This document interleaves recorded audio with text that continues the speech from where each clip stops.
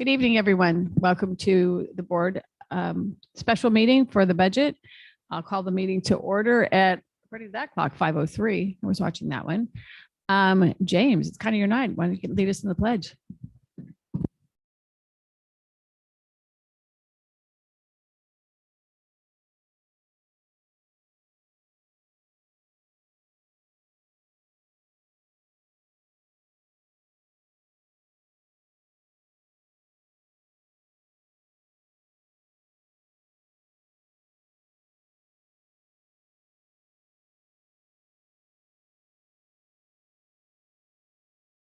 I don't have any changes to the agenda. Are there any public comments? I didn't get any written ones either. Is that correct? Okay, thank you. Okay, then, we do have an action item to the approve the minutes from the August 9th board meeting. Is there a second? I'll second. It's been moved by trustee Perez, seconded by trustee Hirschberger. Is there any discussion? If not, all those in favor? Aye. Aye. Okay, thank you. Motion carries for student trustee, yes, and one abstention from trustee Mantooth, who wasn't there. Okay. Moving to the study session, Dr. Al-Fattal, do you want to give us a lead up on what we're going to do, or are you just going to jump in? Well, I will give you a little bit of a lead up, if I may. So Thank you. So we have 5 presenters. We're going to, each of us from the fiscal team from the district and the campus, James Avas, Emily Day, Chris Rinbarger, and Jennifer Clark, and maybe Kathy Bajorquez from Zoom, possibly, but it'll be us making different parts of the presentation. And this is an A to Z regarding budget, as you know from looking at the topics.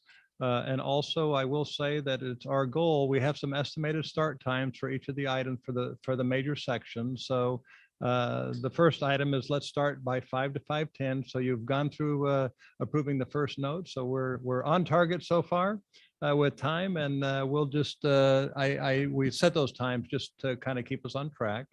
Thank you. And one of the, so budget study session, we're going to talk about this year's budget, the adoption budget. We're going to talk about the reserves because the board approved the emergency conditions allowance, which means we need an official reserve policy. So we'd like your input on reserves. And so we'll go through step by step and try to answer your questions proactively. And of course, we'll answer questions that you might have, during the presentation. I will say at this stage. Can I just to clarify, and we'll have the adopted budget in front of us for action in September? In September, yes. Okay, thank you. And then just lastly, I just want to say thank you to all of you college presidents, for all of you on the budget team for being with us this evening. We will try to stay on time, but also want to get all of the questions answered so that we can get through that item in September. So thank you for being here, and I'll turn it back to Dr. Al-Fattal. Thank you. And I'm going to ask maybe James to get the PowerPoint up. We'll see if we can get that started. And just on slide number 2, you'll see the agenda. So it's a ambitious agenda. And many of the slides you have seen before, although these are updated numbers. Some of them you see regularly, and some of them you may not have seen before. So we're trying to make sure that we share enough information with you and be able to get input in all the areas that we can and that you'd like to weigh in on. We're going to see if this clicker works. Is it on? Do you want questions as we go, or do you want us to wait till after you finish a section? What? So I think actually, thank you for asking. I think why don't we take questions as we go? And I think each of the speakers might hold one of the questions in abeyance, depending on if they're going to cover it in a slide or something. And so we'll kind of have to ad lib for that. I think it's better if we just ask as we go along. Okay, if great. That's okay. And then if anyone needs a break, someone just kind of, it'll probably be me first anyway, but just in case it's not, let me know. We didn't list the breaks here, although we have considered a few minutes for a break or two. So too kind of you. We'll Thank see. you. But we did not want to list them with a set time. So good job. All right. Thanks, everyone. and we're seeing if we can work out this clicker, or we'll just have some manual page forwarding or something.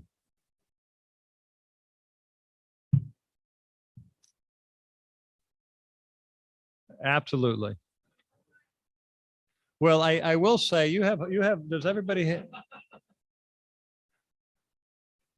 You can manually page to page slide 4 if you'd like.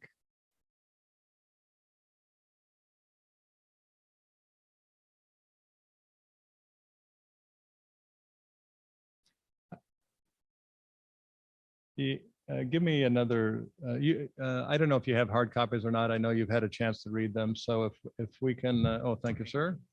Let's see how that works. So first, we're going to just give an overview of community college finance. And just as a reminder, we're rooted in the K-12 system. We began separation from K-12 in 1967. And as a result of all of that, we're a hybrid. So some things that apply to K-12 apply to us. Yet we still participate in the higher ed world, and some things that apply to the 4 years don't apply to us. So it really is just a simple high-level overview, and we're joined at the hip with K-12 through Prop 98, which is our minimum guarantee. This next slide, just briefly. So 1978, Prop 13, basically, for all intents and purposes, removed local authority from governing boards, K-12 and community colleges as taxing authorities to raise revenue for our individual districts. And Prop 13 protected it protected seniors at the time of not being forced out of their houses after they retire by their property taxes increasing so rapidly and them no longer being afforded anymore on a fixed income. But also funding was deemed unconstitutional for wealthy cities to actually pay more for education than poorer cities. So that was all part of Prop 13. That'll be more clear when we get to a slide in a second. Prop 98 came in 88, which was a K-14 guarantee. So there is a guarantee. K-12 is guaranteed a backfill. So if, for instance, they're deficited during the year, they are guaranteed to get that money back. But in community college, it does not work that way. So there are some things in common to K-12 with us and some things not. 2006, SB 361 was the Equalization Act. So there were some districts that received more money than another district, college districts I'm talking about. And so there was a 3 or 4 year process. I had a few colleagues that were on the task force that went through to create equalization so that we were on a more level footing on a per FTES basis, and that everybody across the state could get the same amount of funding versus 1 or 2 or 6 or 7 campuses getting $5 or $6 million more in an unequal fashion based on what was grandfathered and what they had before. And so SB 361 changed from program-based funding to FTES funding. And then lastly, in 2018, AB 1809, student-centered funding formula, similar to a year or two after the K-12 LCFF. And this is performance-based in some ways, in that their student success outcomes and their socioeconomic status, but primarily 70% of our funding still comes from FTES. I think it's relevant. We showed the years here. So between Prop 13 and Prop 98, there were 10 years. And then the next funding reform was 18 years and then 12 years. And if I may advance to the next slide, and it's going to be another funding reform. Yes. I just was going to say, I think it's worth noting that between 2006, shortly thereafter, before the student-centered funding formula, they also capped what they would fund with FTES. And we had the years of unfunded FTES where they did not pay for all of them. So that was, yes, that's it wasn't legislation. It was just a way to. What happens, and it happened before that reform and also after, in that the state doesn't have enough money to provide the funding that they said they would provide. And so they have to have some way of not paying us. And so they did it by capping FTES and not paying us for more than, and we certainly, in many cases, the districts across the state would fund for class sections, but there was no state money coming in for it. So you couldn't do that for a long period of time. You could use reserves, for instance, and other sources of funding to do that. So we have deficit coefficients, we have deficit factors, so they've just changed the name, and we still have workload reduction, which we haven't seen for quite some time, but that's what you're referencing as workload reduction. And here is just a couple relevant points for Prop 98. We receive approximately 10.93%, which is codified in Ed Code. Actually, it's above 10%. It changes every year based on what happens with the politicians and what they agree to. But this was our, this is the dollar amount that was codified in 8889. And then it provides 39 to, Prop 98 provides 39 to 45% of the state general funds to K-14. So that's where we're at with that. And there are some slides a little bit later in the presentation that, excuse me, we'll talk a little bit more about some of those funding issues. So I'm going to take just a couple more slides and then I'll pass it to James and Chris for a minute. You've seen this in our budget book, I believe, and different kind of presentations, but a budget, what should a budget do? I won't read these to you. I'll just point out a couple. It's certainly all of these things taken together create a policy document for the district of what we're funding and what is important to us. And they're all based on strategic direction. They're based on board goals. They're based on institutional goals and direction. And they're designed to leverage all district resources to maximize outcomes.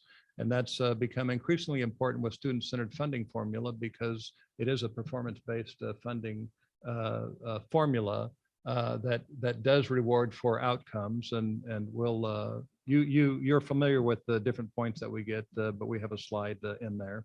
And also it's important to know, because I know the conversation happens from this side of the table and also questions from the trustees at every district, not just this district.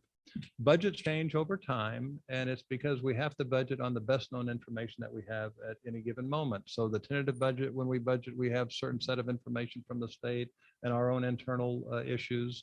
And then when the adoption budget comes, sometimes the state, or often they change something that was different than the tentative budget. And so we do everything we can as a budgeting team to budget as closely as possible to what we believe revenues and expenditures are going to be. However, we know one thing for certain: there's always going to be change. It's not ever going to stay the same as it was on that day, and hence we have budget transfers and adjustments on a monthly basis that come forward to the board and so on.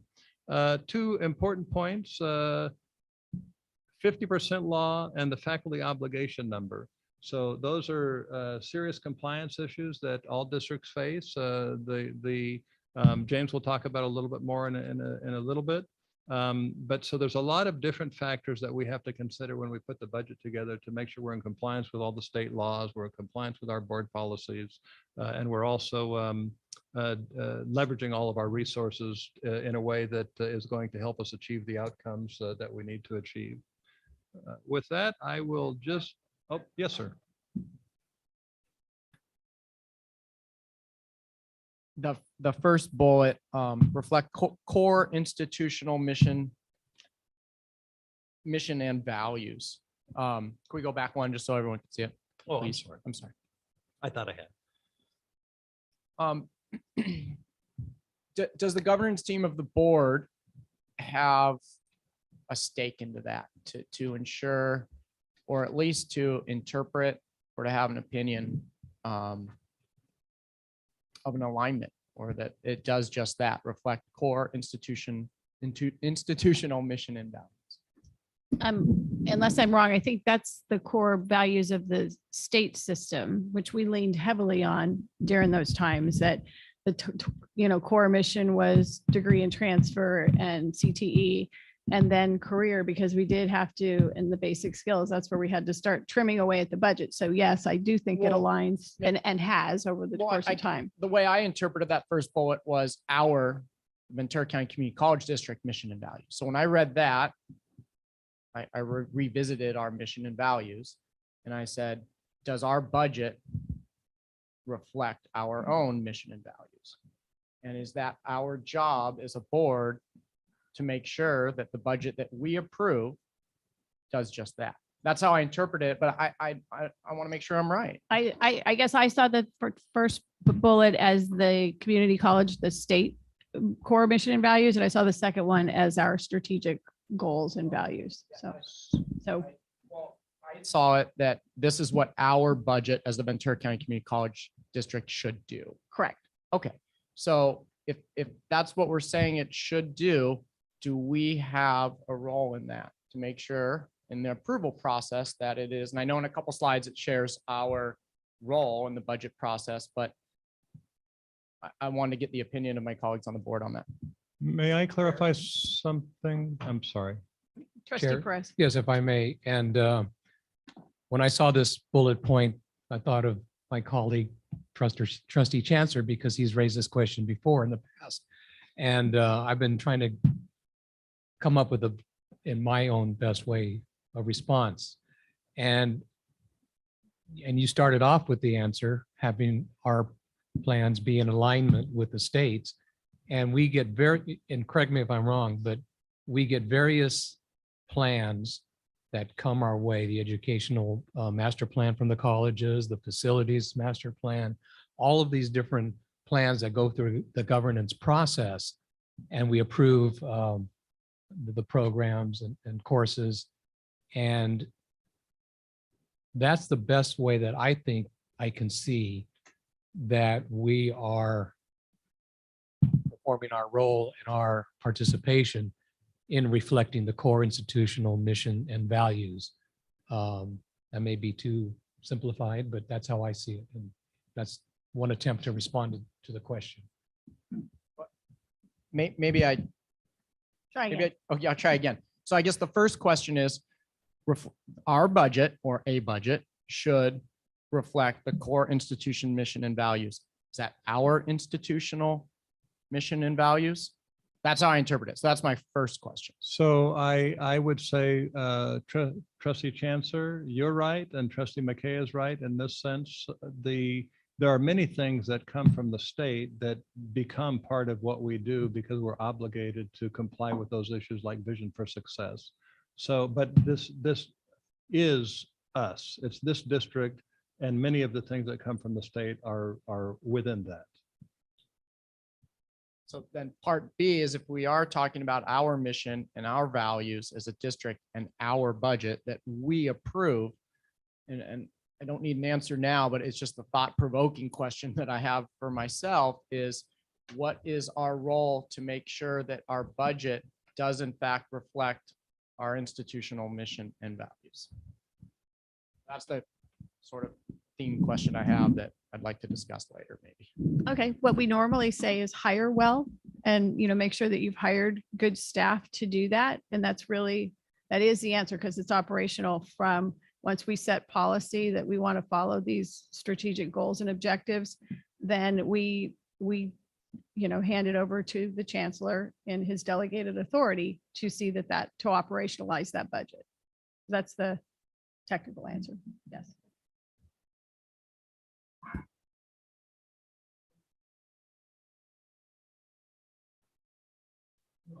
I'd say that's actually a really good question. And the answer is, I guess, in a big sense, yes. If we develop a budget, it should be obvious that the budget supports our core mission and our values.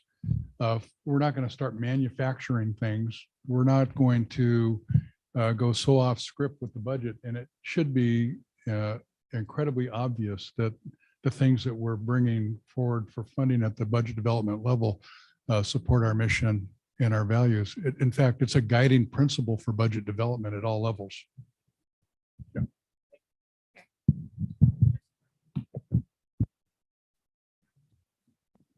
I think it goes a little bit further, even our advocacy, because later we're going to see slides of the number of students that are enrolled in our CTE courses, but they have less of a number. I guess, I don't say worth, but if students are taking the transfer coursework, we get more points for it. But if students want to take a CTE course because they're not interested in transferring, they want to go to the community college because they want to have better opportunities, I think we only get 1 point for that. And so I think in terms of lobbying for us as trustees, there is that level at the state that we need to follow. But when we look at our own data here at Ventura County Community College, we have more students that are interested in CTE programs and CTE certifications than they are in transferring.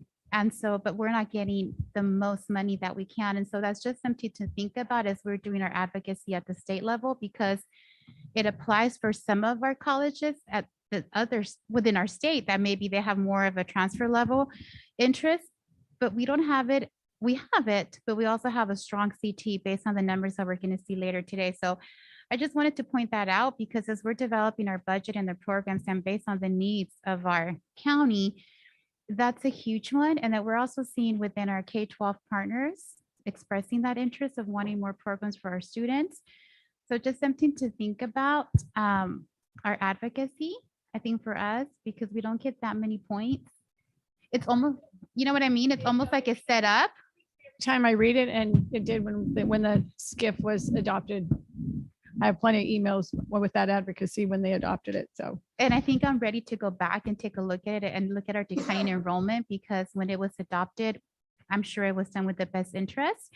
But now when we're looking at declining enrollment, it's our students want CTE and you're giving us so much less points that it's almost like you're creating a system of community colleges to become transfer colleges and to focus on that, because that's how much you're giving them money to do that.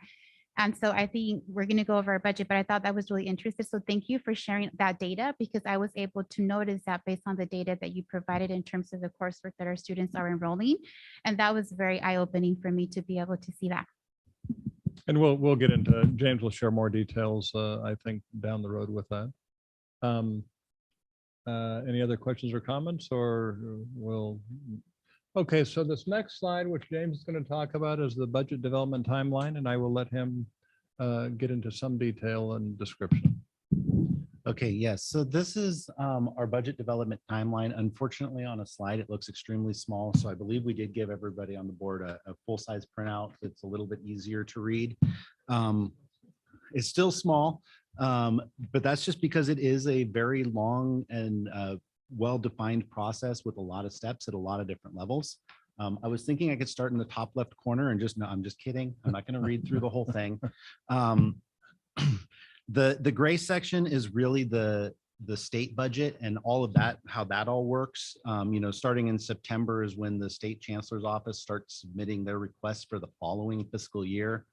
And then the governor and the Department of Finance pull all that together. And that's what goes into ultimately developing the January budget. And then obviously we have the May revise, and then between May and June is when the state is really finalizing that budget, and they end up adopting their budget by the end of the month of June. So that's like a full year-long process that then just immediately restarts over again as we start going into the next year. And you'll notice that trend with a lot of different things on this, that as soon as we finish one year, we just start the next year. It's a year-round process for us. A couple of things I want to highlight. You'll notice the dark blue. That's the board. So those are the different places where you'll see pieces of the budget. You know, in January, approximately, we try and have some sort of the mid-year strategic planning session where we typically talk about the budget. And then another one of those sometime May, June, July, somewhere in there. We'll also go over the governor's budget in January or February when that first comes out. And then same thing with the May revise, you know, either in May or June, depending on when the timing of the board meetings. So those pieces. In March, you'll see all of our models. That's a piece, you know, where we bring the allocation model for the next year, the infrastructure model, our budget assumptions for the year, which is all based on the January's budget. So that's a real big piece where you'll really see how we're developing the budget. What are the key items that we're using to pass through to the campuses to start developing the budget? And then the tentative budget gets approved in May. And in June. We finalize it in May and start taking it through all of the shared governance processes so everybody has a chance to see it. So DCAS will review it throughout the year. And I'll go back to that. But then in June, the board will see it for approval. And then the final budget gets approved in September with the board. So with the campuses, so really we finish the budget in September. We start talking in DCAS about what we might need to adjust for the next year in around October. So our October meeting, we'll start looking at the stuff that came up throughout this budget development cycle that people would like to take a look at next year. And so, we've got a couple of those items already on our plate for now. And so throughout fall, that's when we're really working on reevaluating our models. And then in January, that's when we start getting to the point where we're really getting budget development going. At the campuses, they start their budget development processes, meeting with budget managers, figuring out what programs need in order to, accomplish their goals. They also start program review in September. Program review is a huge piece that is where programs are submitting, what their resource requests are, what needs they have, they evaluate their programs, et cetera. So that goes all the way through and goes through each campus's shared governance process in order to make sure that everything is ranked and funded, in the order of what's available to them. I think those are really the pieces I wanted to highlight on there. Is there any questions on this process, or, it's a fairly large piece.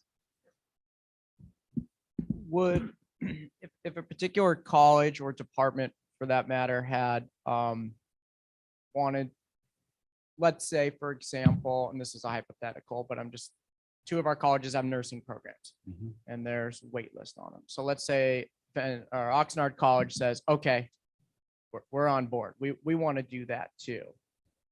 That would take a huge investment of funds to do that. Would that show up and would that request occur during program review, or would that be outside of program review for something of a large investment like that for truly a new program? A new nursing program you're talking about? Or something similar to that. I don't want to put it out there. Because I know perhaps it's not practical, but I'm just because two of our colleges have it, I thought it would be an easy example to kind of demonstrate. I can speak to how it would take place at Oxnard College, since we're the one that doesn't have the nursing program. So the two main areas, and you'll see when we get to our slides where some of those are, but curriculum, it would have to go to curriculum and purview of the academic senate for the interest in the academic program. And then at our college, there's what's called the planning council, and requests for new programs in relationship to funding and space and equipment and all of those things would go to the planning council. It would get fully evaluated. And then if there was a recommendation to move forward, it would go to the president, and then the president would bring it to chancellor's cabinet. Wouldn't occur at this point in time for program review, or did I? Correct. Program review is backwards looking. Sure. So in any year you have I'll go forward here one second. This will help. So during the fall, all of the colleges conduct program review, and it's backwards looking. How did we do last year? You're writing those reports in fall, and you're making requests for existing programs on how to improve them in the upcoming academic year. So that's how that would take place. But what you're talking about is a new program. So there's nothing to review per se because it hasn't happened. Thank you for that clarification. Certainly. Do we have a list at the colleges of new programs, innovative programs that are waiting for funding, waiting for approval, or waiting to catch momentum? Does that exist? I would have to defer to the Vice President of Academic Affairs to see what programs that Oxnard College he might be interested in, or the president. Yeah, President Sokano maybe can address that.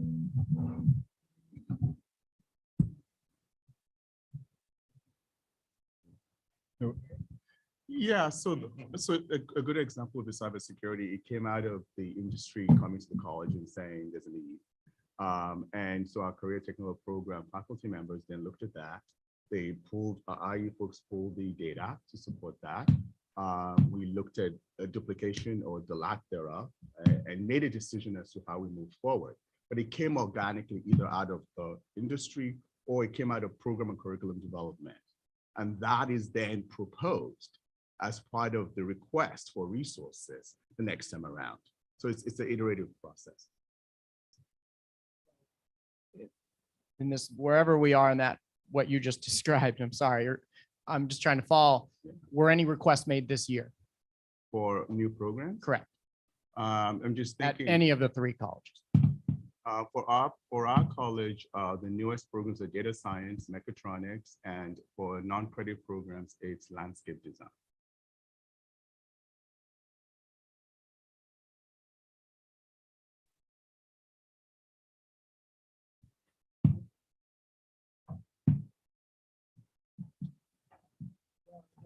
Was Chicano studies, with ethnic studies, we are now we've developed a curriculum. Now we're in the position to start hiring a Chicano studies instructor. And that's gone through the prioritization process to faculty were able to rank those positions. And that one was really favorable because we now have the curriculum. We can now launch this program. And just to piggyback up on what Dr. Sokanu said, we have a same process too. We bring everyone in from like financial aid and from business, et cetera, to really talk about the feasibility of a program because there's all the resources, the personal resources, the financial resources. We also have to get it approved through our accrediting body as well. So there's lots of steps and processes to it, but we have to be able to commit to it as a college. So that's why it goes through all these programs. So we don't have like a major list of stuff. If it's a one-off on a program, so like we have ag, and we've had many different, we have ag science, we have ag business. We're looking at potentially ag big machine, that kind of goes along with our diesel. So those are the kind of things that are part of the discussion, but we don't have like a list of all the new programs. And if we do decide to move forward from our curriculum committee and from our program review processes, usually initiated by, there has to be a lead faculty or industry or something like that, like our veterinary tech medicine.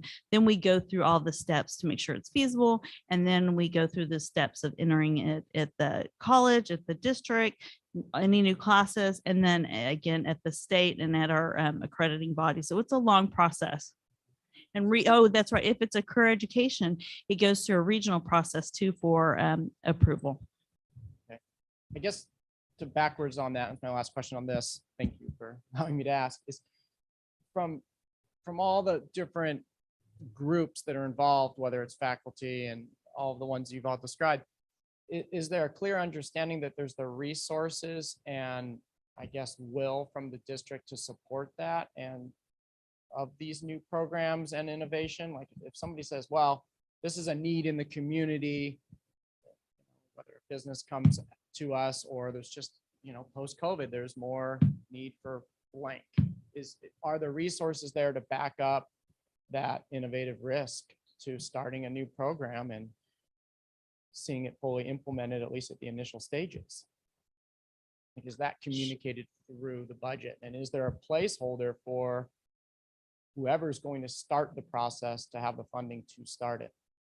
So I will, if I may comment, and then I don't know if others. So the bulk of our money comes from our total computational revenue, and the bulk of it gets allocated to the campuses.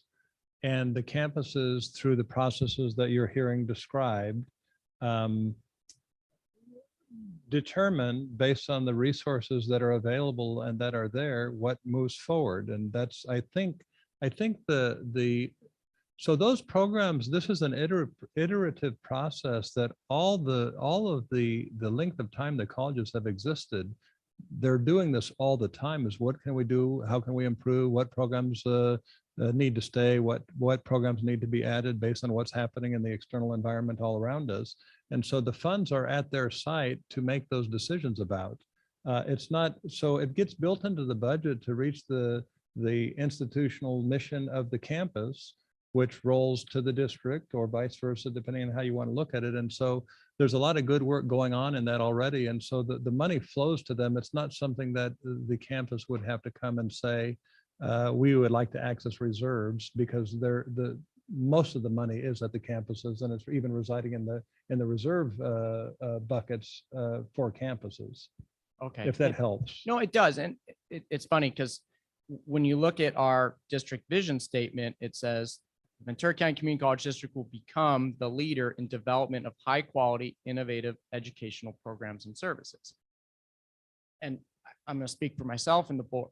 As the board, I would request or ask a greater light shown on the development of high quality, innovative educational programs. So not just here's what we have, please approve it, but sort of a pipeline of knowing what's coming, and to make sure that the budget is in fact supporting this, because we don't know, or there's not a quote unquote list, but I think that would be helpful to know, that we can share within the community, hey, this is coming in the next 2-3 years, or these are the things that we are responding to and we'd like to support, and make sure that the budget in fact is supporting this.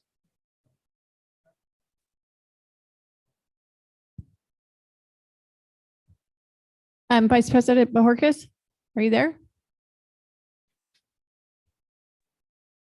Thank you. My apologies for not being able to attend in person. I hope this helps clarify, but the process you're talking about, Trustee Chauncey, it goes on continuously, and it's not budget driven. The budget is brought in as these discussions occur, and as we get closer to evaluating the need for it, that there is a need in the community, there's an interest in our students to do it, that it's at that point we start looking at what would the resources be, whether it's facilities or staffing or faculty. And so, you know, I just wanted to bring up for the vet tech program, we looked at resources. We are working with Ohana Pet Hospital Pet Veterinary Program so that we can utilize some of their space. There are identified categorical funds, so it's not just in our unrestricted.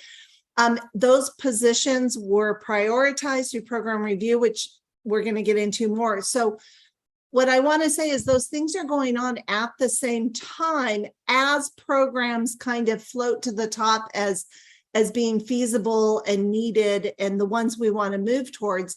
We start thinking down the line a year or two in advance of what is it we would need and how can we position ourselves. So it really works together. It's not like at the end and then somebody says, okay, now how are we going to pay for it? Thanks for that. Thank you. Trustee Torres.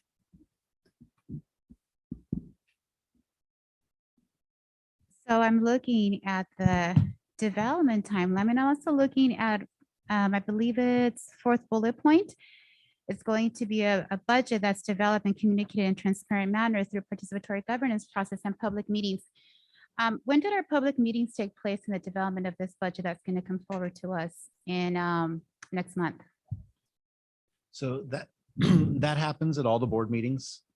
Whenever we're talking about budget at the board meetings, that's communicating to the public. We also have a official public hearing when we do the approval of the budget in September, which is noticed in legal ads in the local newspaper. And then as far as the rest of the shared governance, that really works through processes on each campus. Each campus has a budget committee that meets throughout the budget development process, as well as at the district level with, you know, all of our constituencies involved through DCAS, and every step of the way we're keeping them up to date throughout the whole process. Do the colleges hold public meetings? So you have your participatory governance process, but as you're developing the needs of your college, do you have public meetings that you have so you're able to hear from the needs of the public as you're developing your budget? So the participatory governance meetings are Brown acted, and anyone from the public can attend all those meetings. But we also, at least at Oxnard College, in the development of our educational master plan, made a specific point to involve community involvement so that we could hear their voices in the strategic direction that the college should take. And then it's up to the governance groups to turn that strategic direction into action. But they are welcome to come to any of those meetings as well. Okay. Somehow community members aren't aware of those dates, and I'm thinking as a board member how we can let them know. So as we're developing the budget, they're part of this program review, and also just ensuring that they're aware. I think for myself, if I wasn't a board member, I wouldn't really know, oh, participatory governance meetings, I can go to this. I'm interested in knowing if we have that intentionality of just saying, okay, you know what, let me reach out. I'll send an email to my COP and to all of these different groups that we have in the community, in addition to superintendents, and saying, we are having a meeting, you're welcome to come. We're looking at our budget. And so we're able to say, hey, we really were intentional in communicating to hearing from them.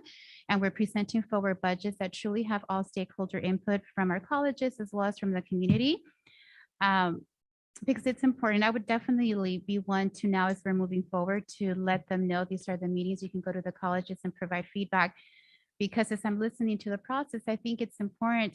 What are the needs? I know 2 years ago, we had one of the manufacturers come in and say, we're 14 of them that came to our board meeting and said, we need classes and there's a need right now. I'm going to say there's a need really of skills that they're asking. And I think as we're having those conversations in our colleges, they're able to provide that feedback. So then they're able to go through the program review process. And as you're looking in terms of facilities, staffing, categorical funding, how are you going to be able to sustain those programs?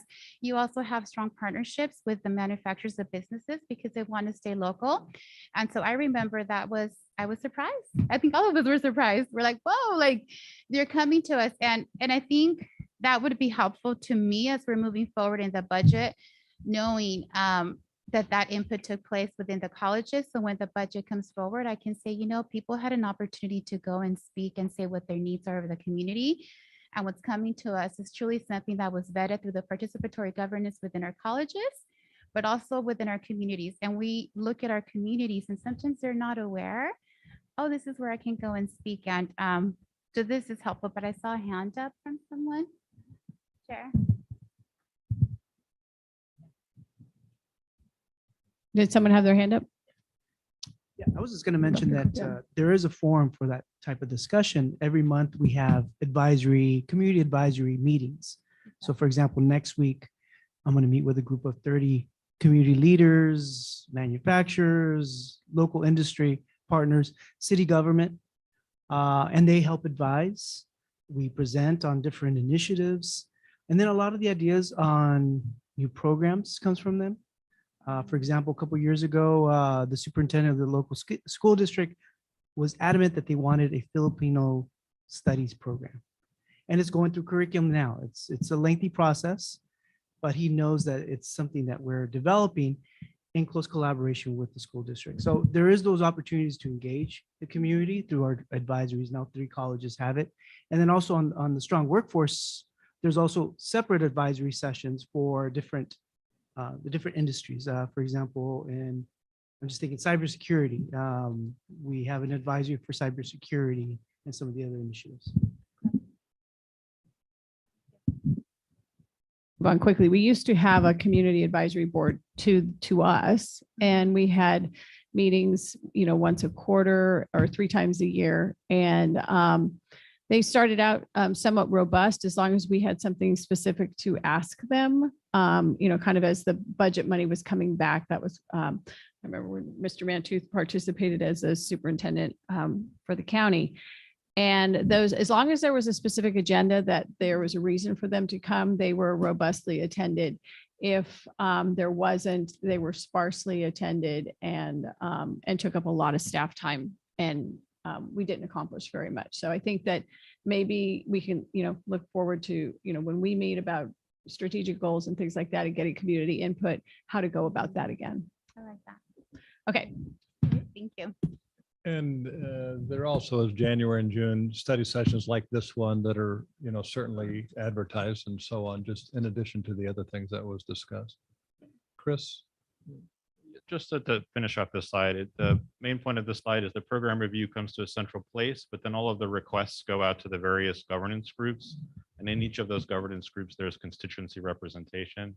And those requests are ranked according to the function of each of those governance groups for program improvement. And then on the next slide, it's basically a process for our tentative budget starting in January, showing that, for example, in the academic side of the house, that faculty talk to their department chairs, the department chairs talk to their deans, the dean talk to the vice president, and all of those things for operational integrity get rolled up into what is finally the tentative budget that gets proposed to the president, and the president accepts and moves forward. The adoption budget process is essentially a small tweak on this process because most of the heavy lifting has been done in the fall and early in the spring with all of the various groups to reach that point. And this is representative of all the colleges have a process similar to this. We just didn't want to inundate you with too much information. So Oxnard was the one who volunteered for this.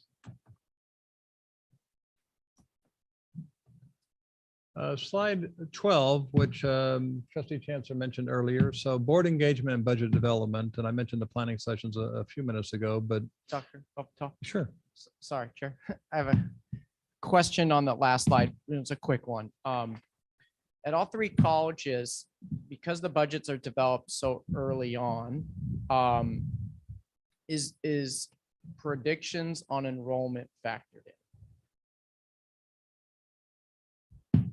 So for example, in the county, if you have a large graduating class from Oak Park High School, whatever, is that going to factor in your budget of allocation?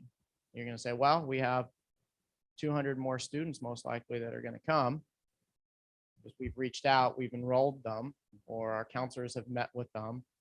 Does that impact our budget for the following year? So if I look at this calendar, in April, when the college president approves the tentative budget,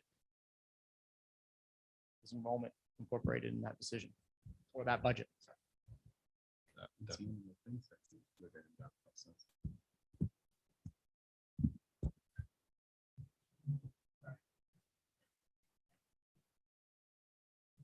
You're always trying to project enrollment to the best of your abilities. And it's not just us, it's the CSUs, it's the UCs, they're all, and it's, if you're reading EdSource, everyone's scrambling for those same excess 200 students that are being marketed to, they're being, No, I understand that, but I guess what I'm saying is hopefully by this time, we have students, a lot of them enrolled. And if we look at, I'm sure, some statistics and realize there's a bubble this year that our K-12 partners are graduating a bubble of students, is that reflective in the budget?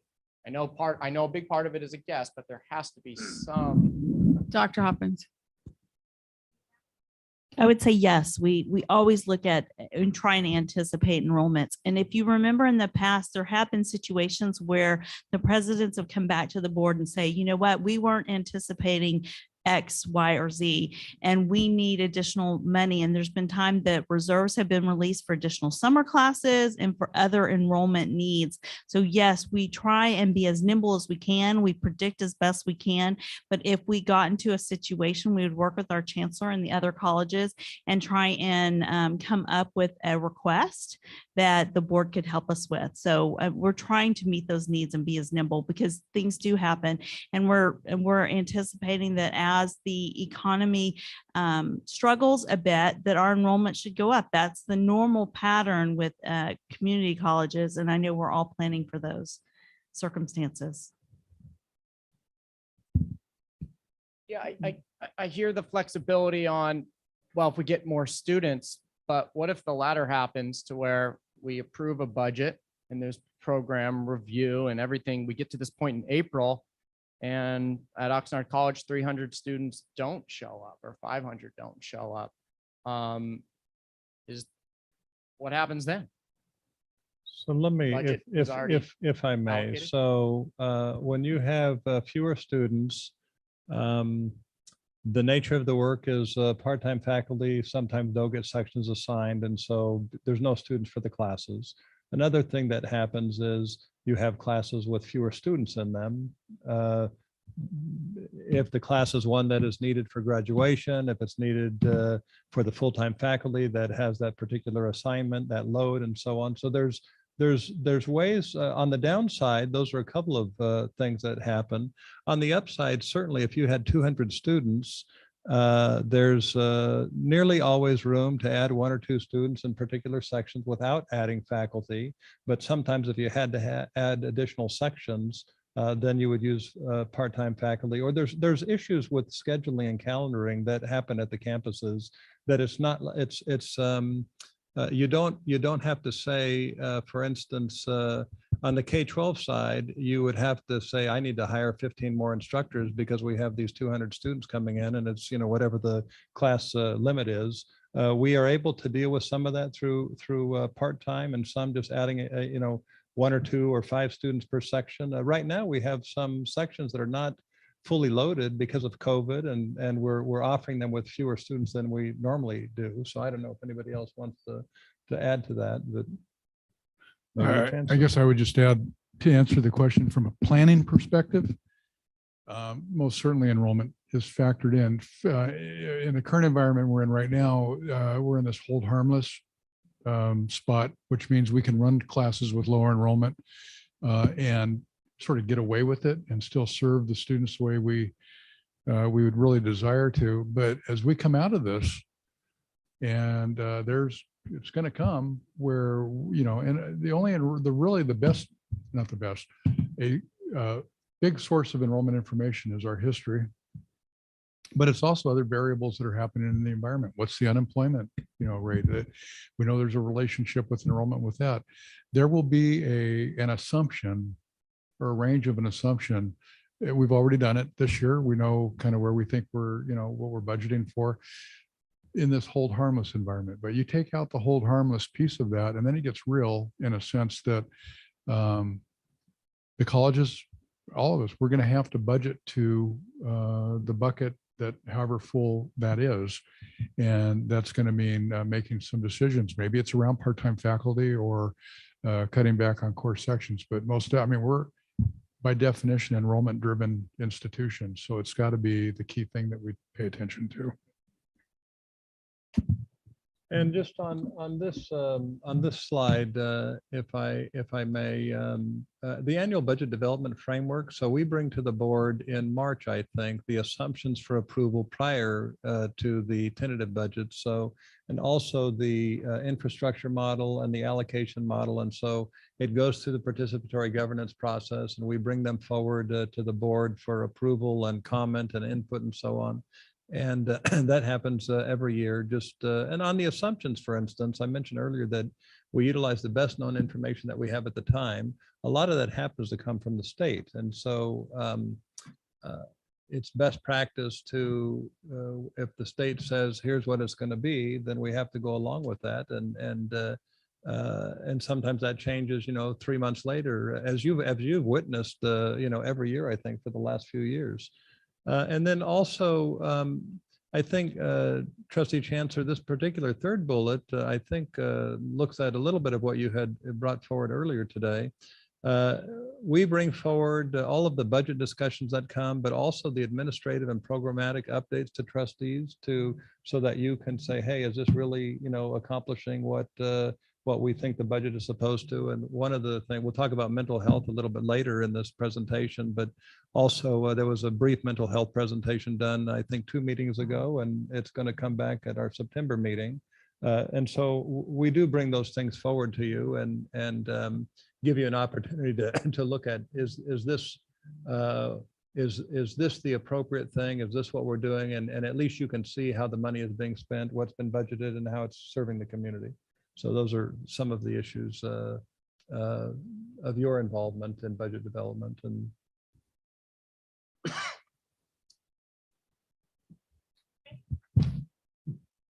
going. And I do want to say, actually, I apologize. So the Chancellor and I have discussed most of these slides, some, not all the nitty-gritty detail of some of them, but on this particular matter, the board engagement and the discussion with reserves, he and I had spent some time at least preparing that. And so we're on board, at least from that perspective, and feel good about where we're heading with this. So it's not just coming from the business folks.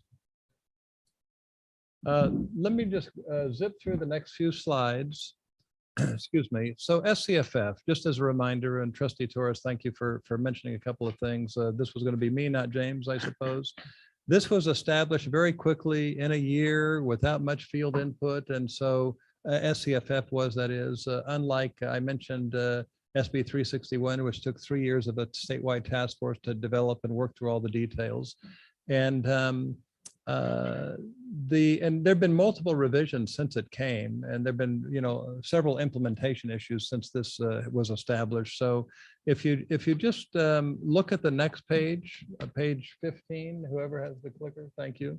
So just as a reminder, when the original plan came out from the state, the plan was to go to 70% for FTES, 20% for equity, and 10% for student success outcomes. And then you can see how that was to change over time to the next 3 years. But really what it boils down to, we're still at the 70%, 20%, 10%, even though there were much machinations over those couple of years of what to do. And it was causing us, you know, grief in this room as we're building budgets and changing budgets and adjusting budgets and so on.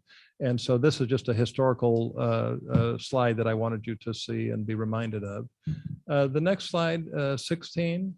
This is the funding allocation that has changed over time. So for the different levels of funding, and you can see, for instance, in 17-18, we were funded for FTES, regular credit FTES at 5,151. We're now funded at 4,737, which was a substantial increase from last year and the year before. And that's because we also received funding for things other than FTES. So the FTES number changed, and you can see what the numbers are on the others. And I'll ask James if he would like to jump in on this slide to make a few comments. Yeah, so like Dr. Elfotel pointed out, the credit rate, if you just look at that credit rate, you know, that used to be what we got funded per student. With the implementation of the student-centered funding formula, now if you look at that rate per student, it's really, you know, even with all the COLAs in between, it still hasn't even come back up to where it was then. So we're now only getting like around $4,700 per student. And in theory, the state's making up the rest of that with the success outcomes and the supplemental outcomes. So it really puts an emphasis on students actually working their way through all these programs, because that student who comes for one class, like you suggested, Trustee Torres, they come for a class or two because that's what they're interested in, or they work towards other programs. We might not actually receive that full FTES funding that we used to receive for those particular students. So it's just, it's a different look at some of that. Some of it's been made up for in categorical programs, other things along those lines, but it's just something to keep in mind as we think about, you know, our programs and, you know, really all the support we do to, you know, help students be successful, and just how important that is. And I will take 2 more slides, I think. The next, so keep that in mind, and then we'll jump to this next slide. And so this just refers to the different point values and the different dollar amounts per point value for different groups of students. And same thing with the other one. So all we are at the campuses and the district office, we're highly familiar with what these mean, and they're levers in many respects of what do we do program wise if we want to serve these students and receive benefit in dollars so that we can continue to serve those students, right? So we're familiar with these dollar amounts and so on, and know how they are important to us. I would like to just go to the next slide on page 18 and mention this, because you hear us talk about this all the time. We're going to talk about it more in a bit. Total computational revenue. And so total computational revenue is the bulk of where our state funding comes from on the unrestricted side. And it's calculated by the student-centered funding formula, used to be calculated by, you know, SB 361. And it's, and there are other revenue sources, of course, but these E, if I may use E, that's on the right side, the equal sign total computational revenue. It's comprised of all of these other buckets of money: local property taxes, student enrollment fees, the Education Protection Act dollar, and dollars, excuse me, and state general apportionment. And the important point to know, because I know this conversation has happened at the board level, you know, on occasion, if local property taxes are built into the state budget at a certain level and they increase or decrease, for instance, than what was first addressed, the local property taxes come to us, but then they go to the state and the state backs off on their state general apportionment. So either way it works out, the state general apportionment is a fulcrum or a lever. It's a reconciliation tool that if the colleges get this much money through local property taxes and student enrollment fees and the Education Protection Act, then they're only allowed so much in total computational revenue. So we're going to reconcile it through the state general apportionment. So we can't, for instance, no matter how much student enrollment fees we collect, we don't really see a benefit from collecting more necessarily or less, because it's going to be covered by the state general apportionment based on what the estimates are and so on at the state level, if that makes sense. We get one big bucket of money and total computational revenue, and we allocate it to the campuses to do good work and to budget. James can describe Exhibit C in a second. Yes. Trustee Torres, we just use your mic, please.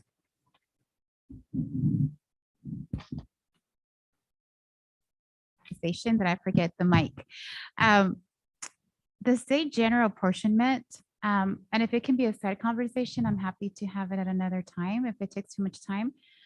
How do they make the decision? So if there's a local property tax, our student enrollment fees, we have our APA and it goes to them. How do they determine what we're going to keep and what we're not? Because they're going to distribute it within the state in terms of trying to be equal or equitable.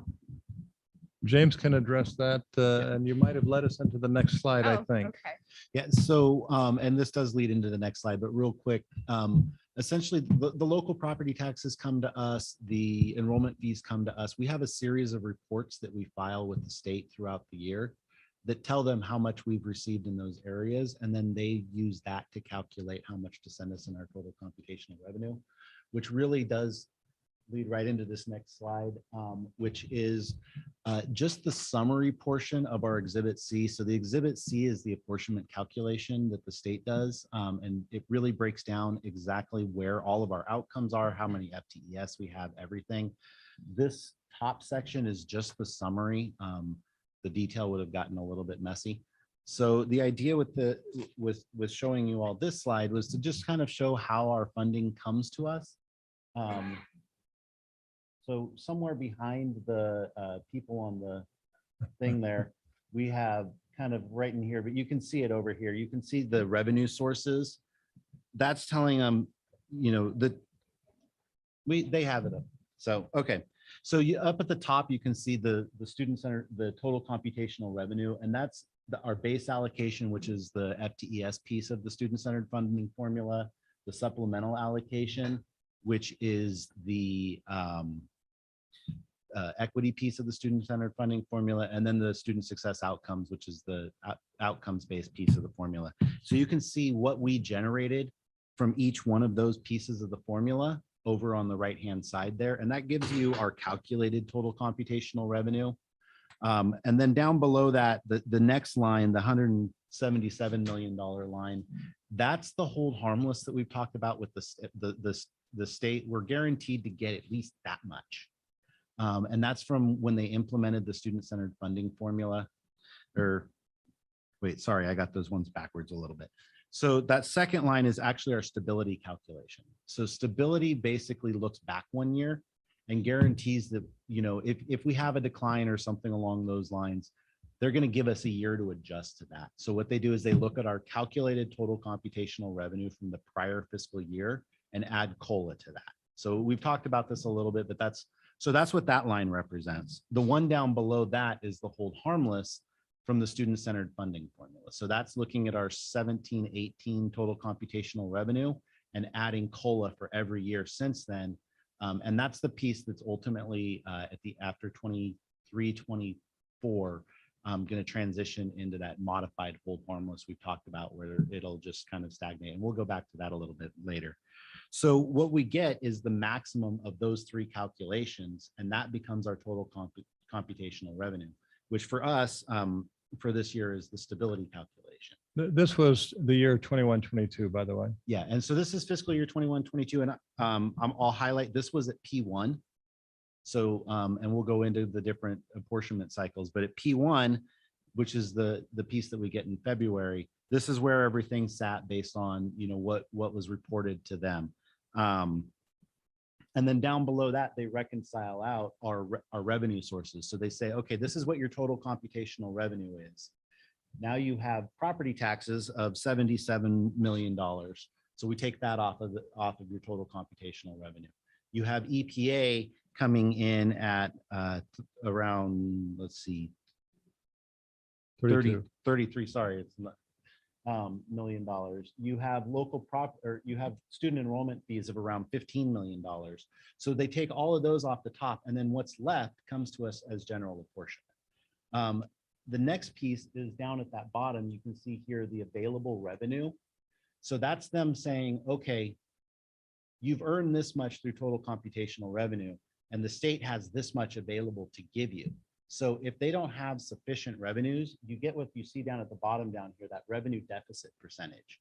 And that's really telling you that at that point in time in February, based on what receipts were coming in at the state and the updated projections at the state level, they were going to have about 3.35% too little money in order to fund our total computational revenues. So they were telling us to expect about a $6 million deficit factor. So that is basically what they're saying with that one. So, and sometimes those deficit factors at P1 are one number, at P2 are a different number, and at recalc are another number. So that's really why we threw this in, was so you can kind of see how this all reconciles out. And I will say the legislature or the politicians don't really talk about this deficit. It happens, you know, regularly. And as James says, it does change throughout the year, but they only want to talk about COLA and how much you're getting and everything is good. And they don't really advertise that there's a deficit there. Right. It happens, and sometimes it happens pretty badly or high negative impact. Sorry, James. Okay. Chair. Before we move away from the SCFF, I'm curious from the board stance in our budget book that we approve. There's very little reference to the SCFF in the budget itself, beyond just the number differentiated and where it goes. And I don't know if the appropriate place is the budget book, but how do we know, or how do we report to the community and to the board what's working, what's our areas of growth, what are we doing to pivot and change to capture as many dollars? Because from my interpretation, it's not an enrollment factor where if a student shows up, we're funded. It's actually benchmarks or certain criteria that we, as our 3 colleges in the district, are doing everything in our ability to make sure we're capturing, of course, many resources, revenue as possible, but also doing what the state's asking us to do to ensuring that it's as successful as possible. So it's a 2-part question. Is my request or ask is there's a stronger set of data or information in our adopted budget where there's some SCFF, and I don't know if that opinion is shared by full board. And then number 2 would be either in the budget booklet or outside of it, a report back to us as a board where we're going with the SCFF and the changes we're making and the areas of opportunity and growth. So are you just referring to the success part? Because the one part is kind of our community economics there, and then there's the apportionment, which is enrollment, which enrollment management is constantly under. So you're just talking about the success part, the points that Trustee Torres was referring to, that if you get an associate degree for transfer, that's worth 4 points, as opposed to if you just happen to transfer, it's worth 1.5 without a degree. Okay, so that's what you're referring to as the success portion. Okay.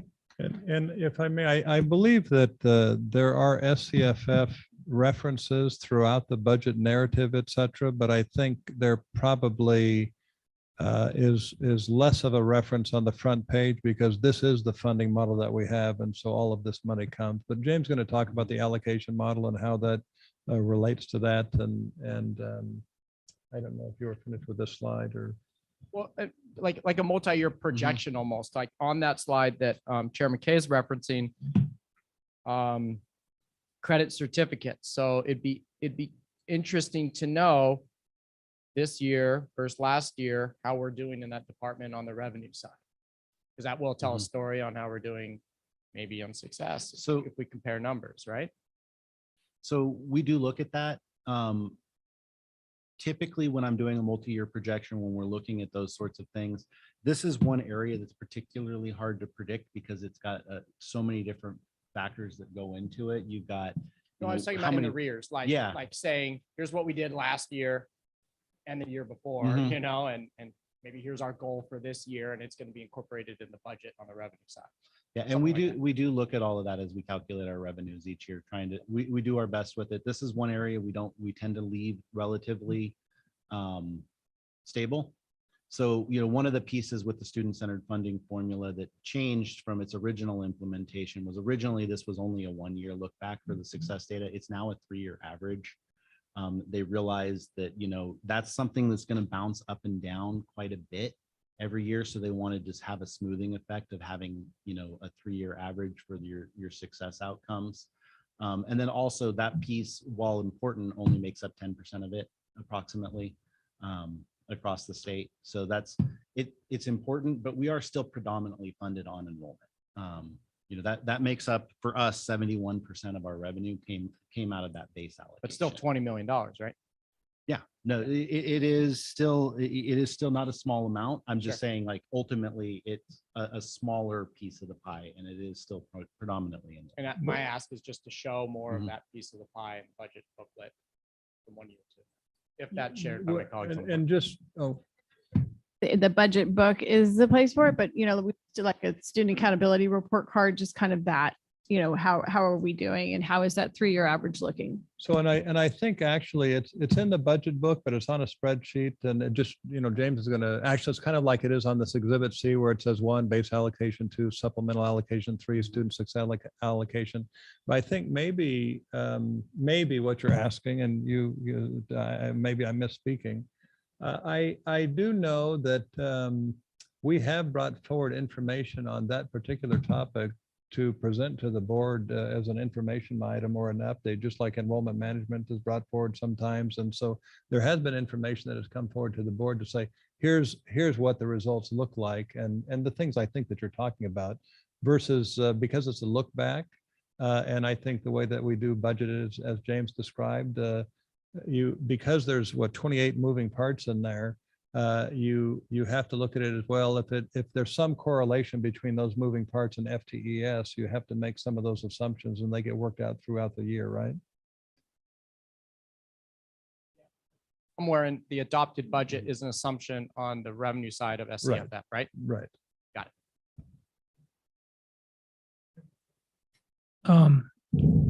I'm going to try to express it a different way if I can.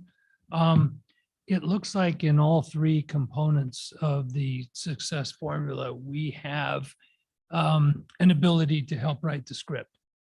Enrollment, bringing the students to us. In terms of equity, targeting students that may not otherwise be able to take advantage of community colleges. And then what do we do with the students once we have them, which is that success piece. And I don't know that it's as appropriate for a budget book as it might be for more of a programmatic discussion in terms of the successes we have in each one of those categories. And it might, where budget could come in is if you're looking at a multi-year accounting of how we've done with this formula, then the dollar amounts would be at some point, to a certain degree, reflective of how successful we are. And then if we see those dollar amounts increasing, it'd be nice to know what we've done right. And if they're not, what circumstances might have caused that. That's kind of the way that I would see that. And I would see at some point during the year to drill a little deeper and hear more narrative about that, but not necessarily mixing it in deeply with the financial position of the district. Does that Make sense?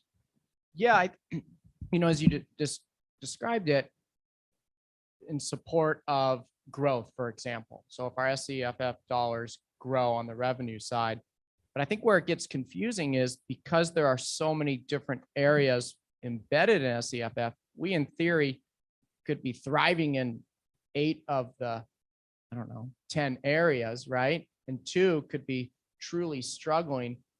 We'll never know. I know that the colleges would have some light on that, but I think it's really important that some of that information is shared so we can make sure that the whole budget because the SCFF is in our budget anyways.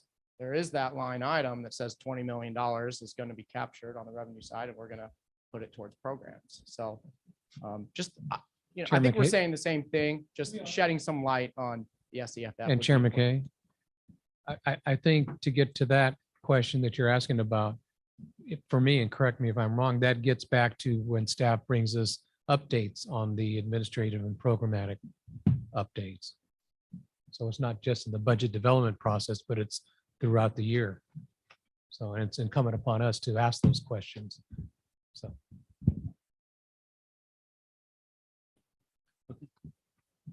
We're serving our communities simply because they're not, may not be worth as many points. Are we still serving them? So that's the dilemma as always. And I think our colleges do a good job with that. Okay, so really quick, I just wanted to quickly walk everyone through our apportionment cycle. So throughout the year, there's really 3 parts throughout the year and 1 part 6 months after the end of the year with our apportionment cycle. So advanced apportionment, that comes out in July of every year. That's the chancellor's office's guess on what's going to happen over the next year. And I emphasize guess. They basically look at where things were, assume it's going to be the same. A lot of times they'll assume that colleges are growing, even though nobody's growing. So it's a good start to the year to tell us where our enrollment, what our revenues are going to be. But most districts are really using kind of their own data at that piece when we're doing projections, because we have a better idea where we're going than the state does. First principle apportionment, that's the first piece in February where the state starts really reconciling their budget with current tax receipts as well as district data. So at that point, we've all submitted our preliminary enrollment reports, our preliminary enrollment fee reports. They've seen some tax reports from everyone. So that's our first real good look at what our apportionment is going to look like for the year. Second principle apportionment, the data gets better.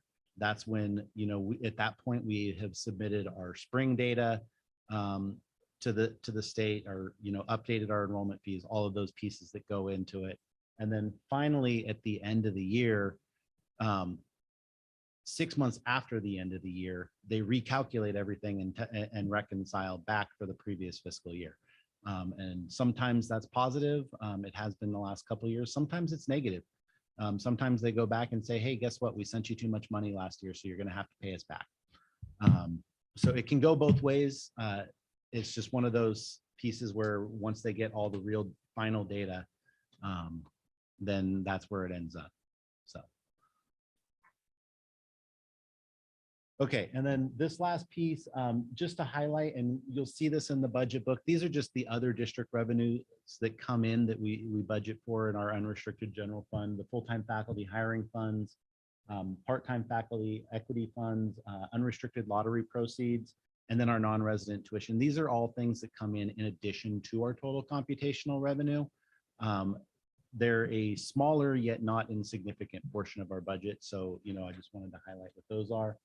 And then this last slide here is a look at our revenues for the year. So this is really part of our budget for this year. You can see what we're budgeting for both the base, the supplemental, and the student allocation, the student success allocation up here for a total computational revenue of $190.7 million. I do want to point out that that is a calculated total computational revenue based on where we think we're going to land with our FTES. This came in before we applied for emergency conditions allowance, and we're still, waiting for the state. We'll have to wait to see if they approve that. So that's something that could come later with additional revenue coming in. But as we sit right now, that's based on an estimate of a 2% enrollment decline.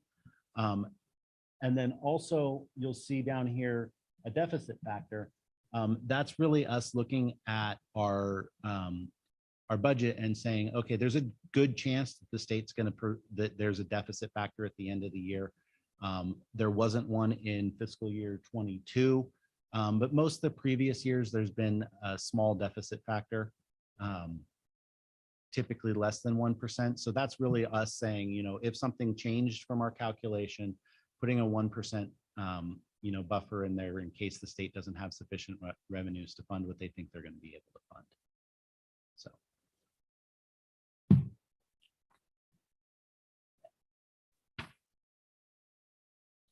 All right, and I think I'll pass this down to Dr. Clark. I'm up. Thank you. So I get to talk about the allocation model. This again is our local model. We locally derived. So this is something the state, you know, the general fund or the unrestricted general fund money comes to us, the apportionment, the taxes, everything that James is talking about.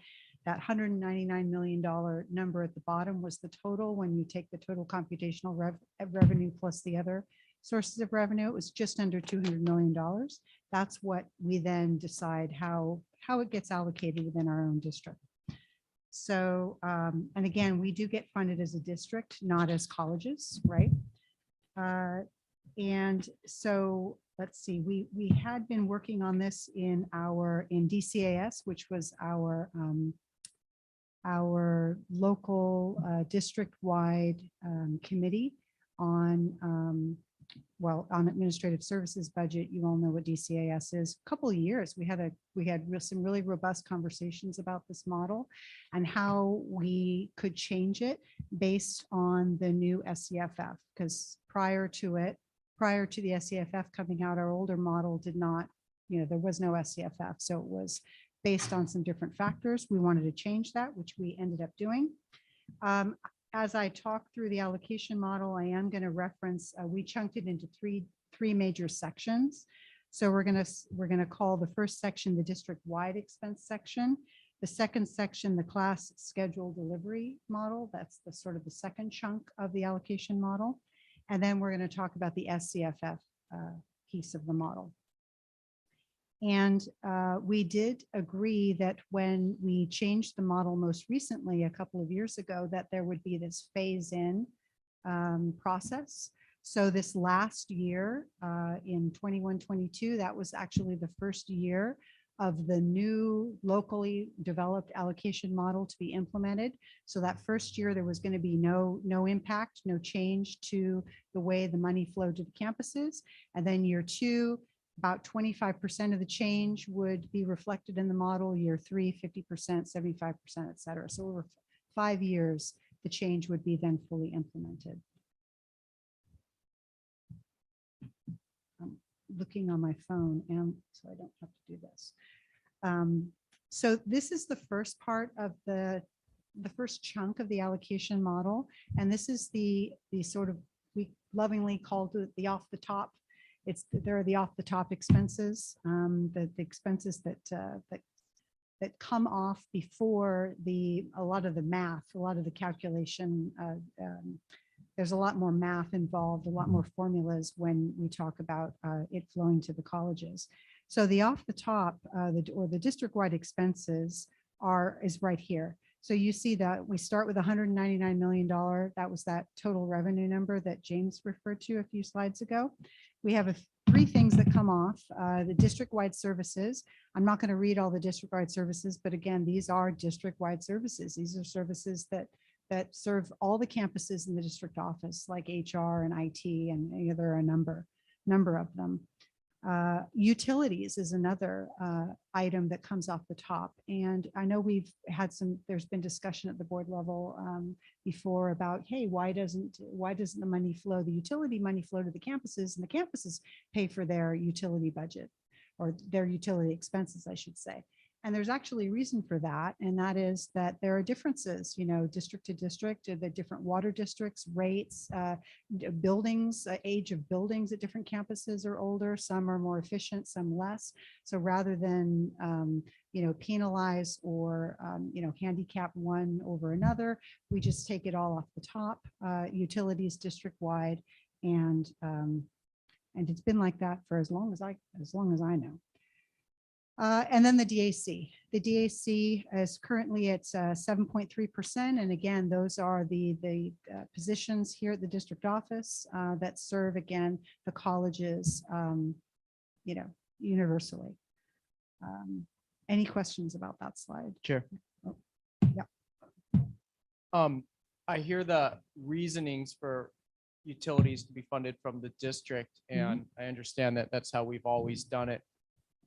I'd like to believe there's a way to do it that respects or accommodates the differences of size, climate conditions, and what have you at the different colleges, whether it's a hold harmless, at least to start with, but that also incentivizes saving energy, because it is one of my pet peeves to walk through Ventura College on a Sunday and your air conditioners run, So, and as of right now, there's no incentive unless somebody is conscientious about the environment to limit or restrict their energy consumption. So I'd like to believe that there is a way to accomplish those very real challenges of our three different colleges in DAC, but also can incentivize conservation. Well, Trustee Chancellor, actually, it is incentivized because we all know that anything that is left, any budget left over from district-wide utilities flows into the infrastructure model, which goes to the campuses. So, and we're going to be talking about that in a little bit about how important that money is to us for, a great many of our, capital projects, total cost of ownership items. So, we all know that, and believe me, we advocate very strongly for energy savings. We talk about it almost every day. I mean, I can tell you at Moorpark, we talk about it constantly. Okay, next slide. Just if I may interrupt for a second. So all of these slides actually in the budget book, they're like on 2 pages, but we blew them up section by section so you can see them easier. So I'm sorry, Jennifer. No, no problem.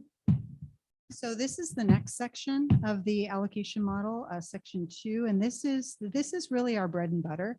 This is actually one of the only pieces that we kept from the previous model, and this is really what we're all about, right? It's one of the main functions. The reason why we exist is instruction, right? So this particular part of the formula ensures that our instructional costs, our instructors, our faculty in the classroom in front of students, whether they be full-time faculty or part-time faculty, are fully paid for.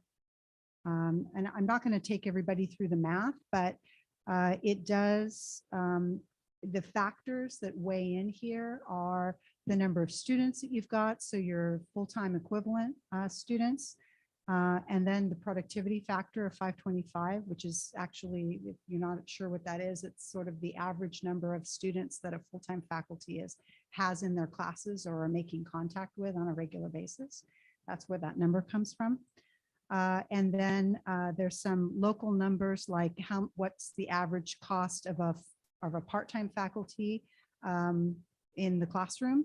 So that's, and then there are some other adjustments that we make where if we have faculty that are not instructional faculty that are not in the classroom, like for example, they're serving in the classified Senate capacity, et cetera. There are a number of ways that faculty can be reassigned that we get credit for those as well. But you can see there that out of the total there between the 3 campuses that's allocated for instruction is $68 million. So we're at 102 remaining to be allocated. Okay, I'm gonna go to the next slide. This is section 3 of our allocation model. And this is actually half of the money of our unrestricted general fund money. If you remember that $200 million number, we've got $102 million that's flowing through the allocation model according to the, our locally derived version of the SCFF. So it's actually, Trustee Chancellor, I don't know what you meant. You said earlier that 20% is SCFF. It's actually 50% of our unrestricted general fund that is built around the model of the statewide SCFF. And there are 3 sections to this part. You can see in blue, yellow, and green, the base allocation, which is basically the size of the college, whether it's small, medium, or large, and then the number of FTEs that college serves. That is the blue section. So then the next section of that is the yellow section, which is the supplemental allocation or the equity allocation. There are a number of different terms for it, but this is based on the number of students that qualify or are receiving a Pell Grant, Promise Grant, or AB 540 students. In K-12, these would be our free and reduced lunch students, right? That's the closest equivalent I can come up with, but there's an allocation for that portion of the for the model. And then finally, the green piece.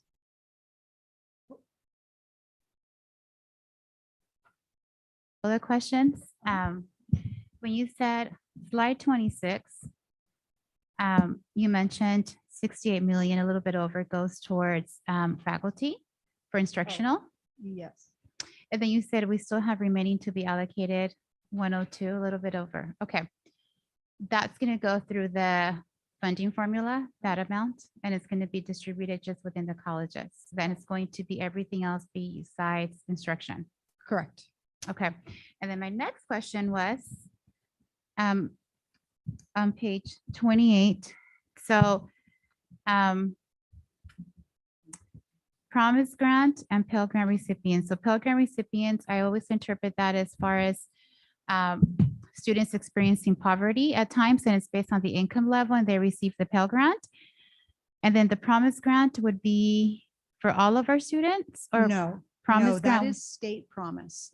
That Okay. is the former bog fee The Bob waiver. River. They Okay. call it Promise now. They kind of took that Okay. name. Yes, that's Yeah, the so it's former bog fee confusing. waiver students. Yeah, good question. Okay. So both the Pell and the Promise are coming from, Promise is coming, is the Bob waiver, and the Pell Grant. That's a federal. So we have that. So, okay. Can some of these students be both? Yes, absolutely. They often are. Okay. As well as AB 540 Mhm. students? Yes. Well, so it's not, Well, not no. really, Can't be all because they're three, not just able one. to receive funding. Yeah, Right. I was able to just answer the question right now. Right. Okay. Yes. Thank you. I just wanted to add a quick note on the scheduled delivery portion. We calculate that as the minimum that it would cost to deliver the courses that we have. But you'll see if you look at the budgets for each college that in general, the amount for instruction is actually greater than that number, because we recognize that as a threshold, but not the target where we want to be to fill the classes that we want to have on campus. And just as a reminder to the board, we have a hybrid model. I call it a hybrid model. Others would say the same thing. So I don't know what all the different college districts have done. Some may have gone and said, we're just going to do straight SCFF and just be 100% aligned. But we have 50% a local model that we have worked through. It took us 2 years to go through this process, through many, many robust discussions through DCAS, et cetera, and board discussions, and ultimately board approval. And then the other 50% is directly aligned with the SCFF, which is this part we're talking about. So. So this is the last, oh, sorry. Pardon me. Oh, my phone went to sleep. So the last portion of the third portion of the SCFF, or our allocation model, that portion of our allocation model is the sort of the student achievement or student success portion. And this is, and you can see the weights there. Actually, this is the weight right now that the slide that I'm showing is the weight for all students. So yes, Trustee Torres, you mentioned earlier, you have higher weight, 4 points for the transfer degrees, 3 points for the associate degrees, and then it goes, it's less down the line. And you can see the dollar or the number of students, sorry, at each of the colleges that had achieved those. James had a slide earlier on that gave you the dollar amounts for each of those, right? So if you multiplied it out, that would give you the dollar amount, which is, you can see the totals down below. On the next slide, this is the same part. Oh, sorry. Question. It out is because on slide 29 for the board, if you notice 9 or more CTE units, we have a total of 3,862 students enrolled, but it's only a weight of 1. And to our associate's degrees for transfer fits of 4, we have 2,000 associate degrees just in general, 3 points, and we look at the number of students. And so this is just a side note for us trustees when we look in terms of the state level. And the reason why I say we sometimes need to look at what the state is saying and what we believe to be true for our district, because it's almost our district gets in a way penalized, meaning they don't get enough funding because we're serving our community needs, but we only get a weight of 1. And when we look at dollar amounts, it's an inequity for us. And so when we look at our programs, it's almost like you have to design programs that are going to be able to tailor to these needs.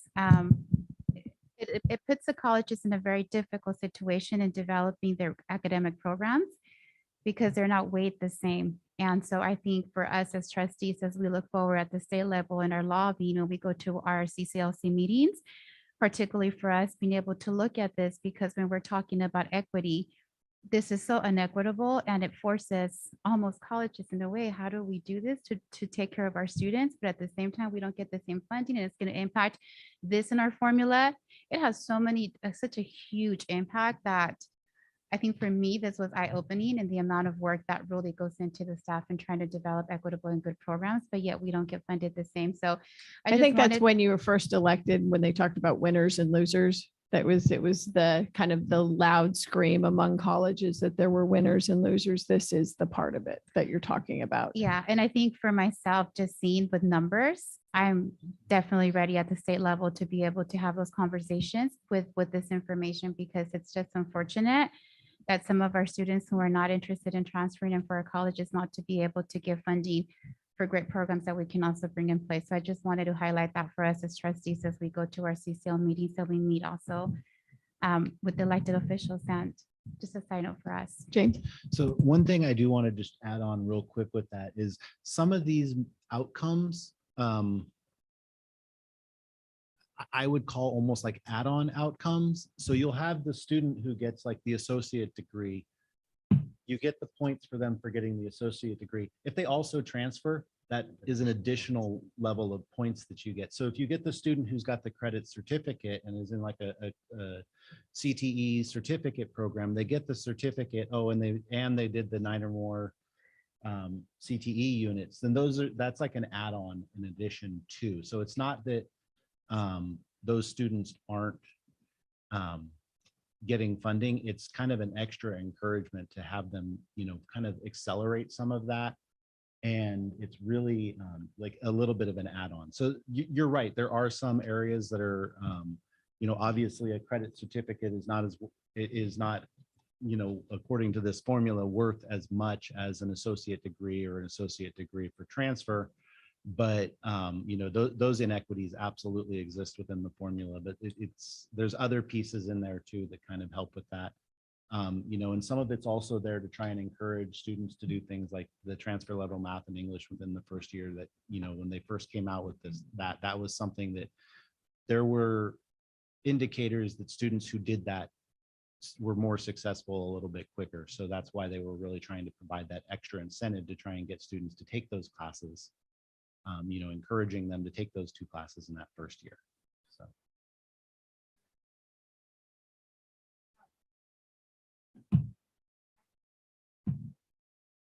Because it's very insightful, and we are a community college. And so that is part of our diversity of who we are students. We're not necessarily the Cal States or the UCs that their focus is on careers, bachelor's, master's degrees, doctorates. We have certainly some of our students that will come to our campuses and we'll support them so they're able to transfer to the university. But we also have our students who are just simply interested in taking some credit certificates, a few courses because they want to be able to promote within their current careers. And when I look at the weight, that was insightful to me. And I appreciate so much this information is so thorough and the work that goes on at the colleges and trying to serve all of their students in the programming within the way this is done. And so it's insightful for me and it just gives me homework and additional work to do at state level for me. So thank you. So this slide again is all students, refers to all students, the number of students that fall into these different buckets. And then the next slide breaks down the students. So you can see there are additional points or additional value for students that fall into buckets that are also Pell students or the former BOG fee waiver California Promise students. Okay, that's what this is. And then the final slide are basically the totals. So you can see how you have the college allocation piece. Yeah, I talked about how the new allocation model is being phased in over 5 years. So this is a look, this is the 23, right? So this is 25%, right? This is a 25% value that's being implemented this year. So that's that line. Then you have the adjusted allocation, college allocation, because it's taking into account that adjustment, that phase in process. You have carryover, right? That's our 2%. Then you have the major initiative funding for Oxnard for the 3 years. And then you have the totals at the bottom. And that's those are the totals that each of we at the colleges are budgeting our unrestricted fund. We're budgeting to that number at the bottom.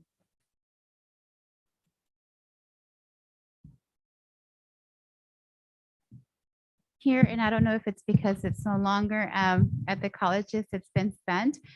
The 2 million that the trustees approved from unrestricted funds to go out to the colleges, I didn't see that listed under, and I know we're going to go later into these slides, but I noticed it wasn't mentioned. Is that because in the colleges it's no longer? No, it's in there? 114. We haven't got there yet. It So is. hold that Okay, question. because I looked to see the Yep. name specific for that one and I didn't see it in the slides. So it can be specific that the board also approved 2 million in March of 2020 for, I can't remember the name. Okay.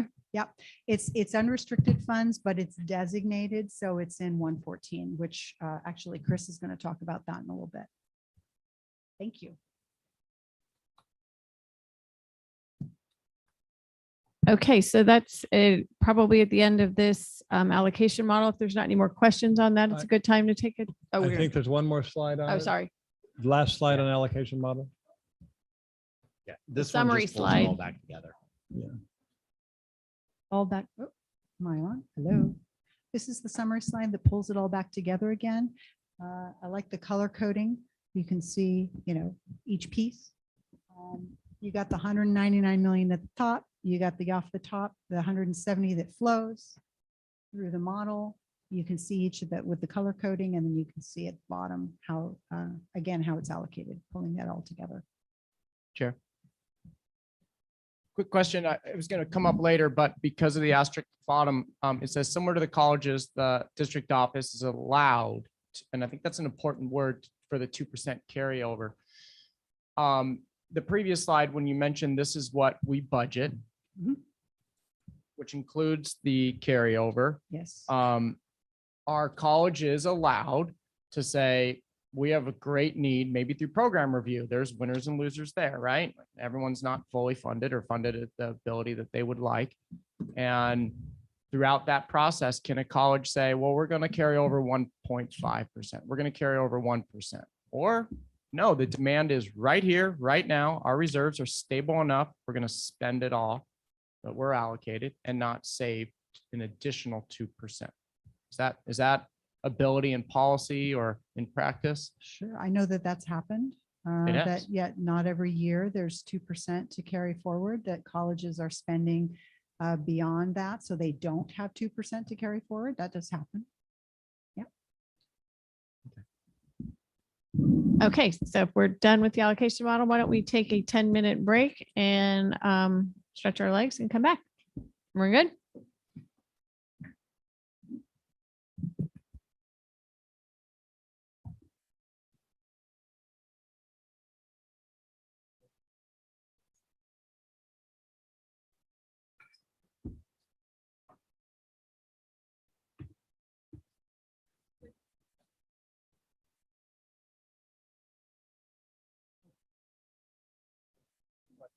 Oh, no.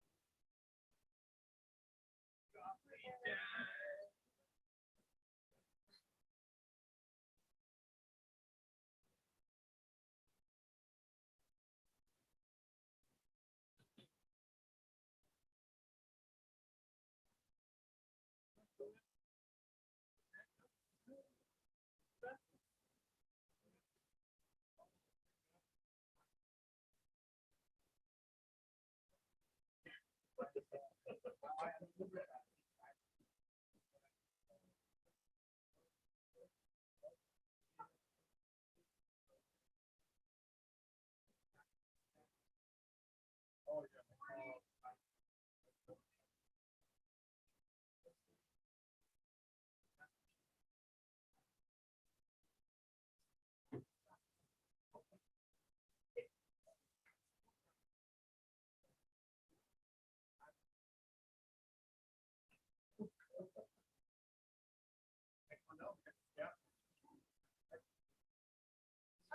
he still around?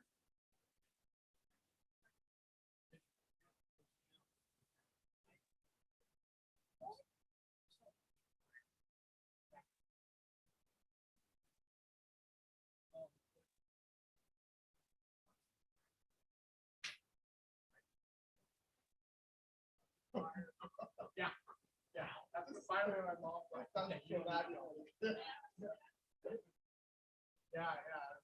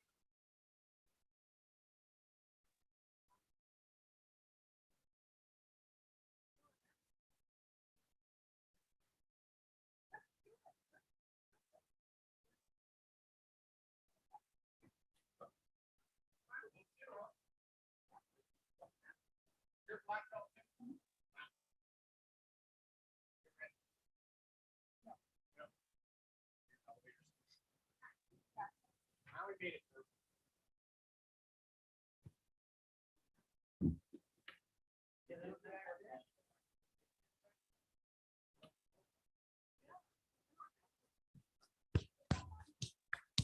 Hi, Emily. I'm doing well. Good job, guys. How many pages do they have? Some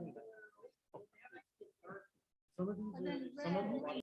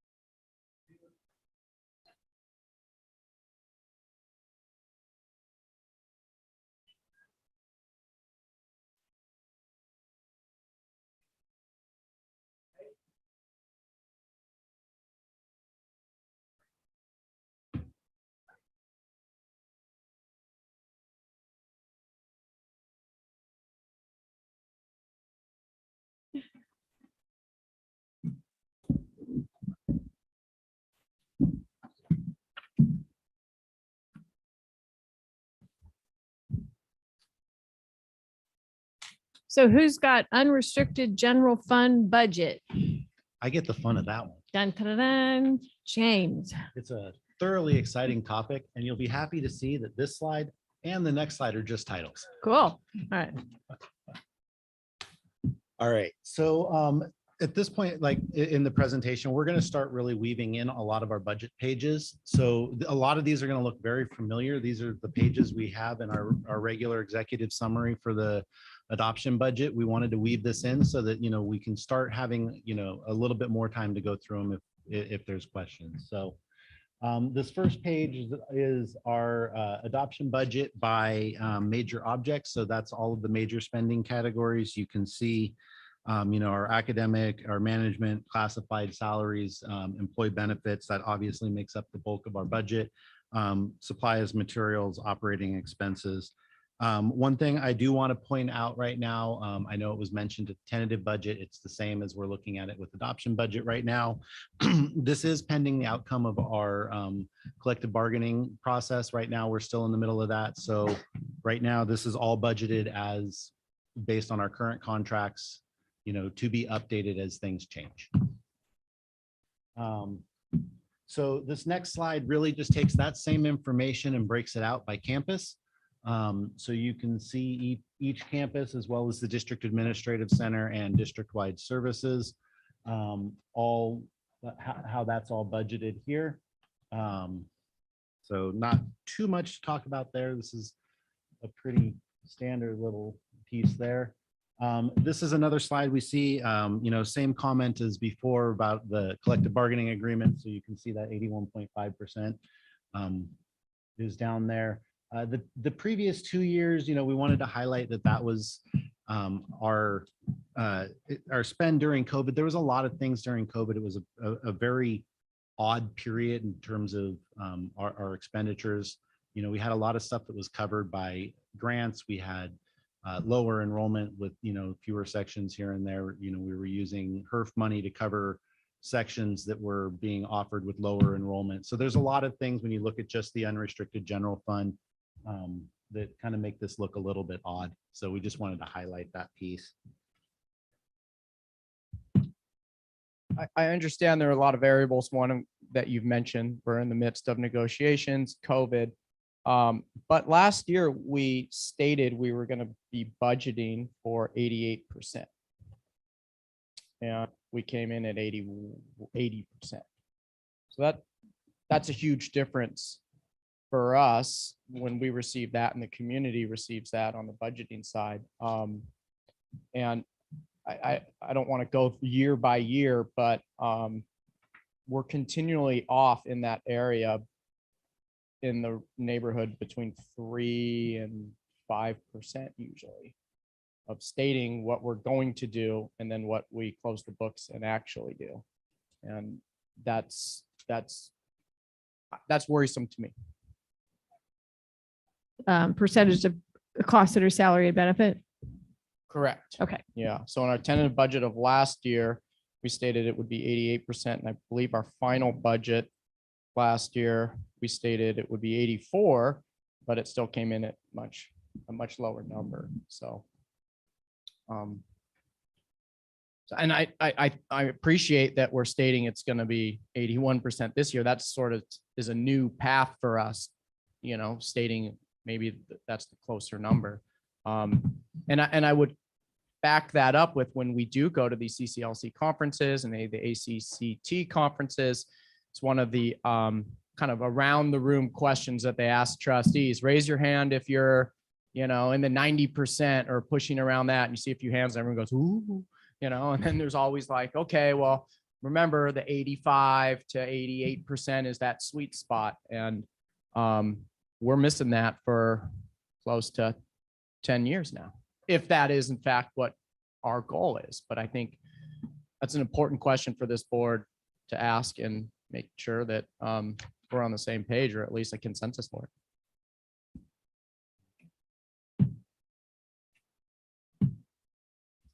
Yes, Dr. Hopkins. Note is this is just the general fund. We have lots of salaries in our grants, in our categorical funds as well, and that are not accounted for. So I would imagine if you take the total budget, our general fund, as well as our categorical and other funds, we probably are closer to 85%. That would be my guess. No, I appreciate that, but just for clarification, when we go to these conferences and we compare other budgets, from my understanding, everyone's doing what we're doing. They're looking at their general fund, not restricted, not categorical. They're just looking at their general fund. Percentage of budget. Percentage of budget, Yes. Percentage of budget, not just general fund. not just general fund. No. I mean, I'll pull up an old presentation, but when the one in May that when the person, what they were talking about percentage of total budget. So do we know what our percentage of total budget is? I'm sure we do somewhere in here. We're gonna get there. I don't It's know not that in we No. have that number. Yeah, No. it's not in this presentation, but of course we would know what that is. I just would comment 85 to 88 or 85 to 90% is okay. 85 is a good best practice number. And I just will mention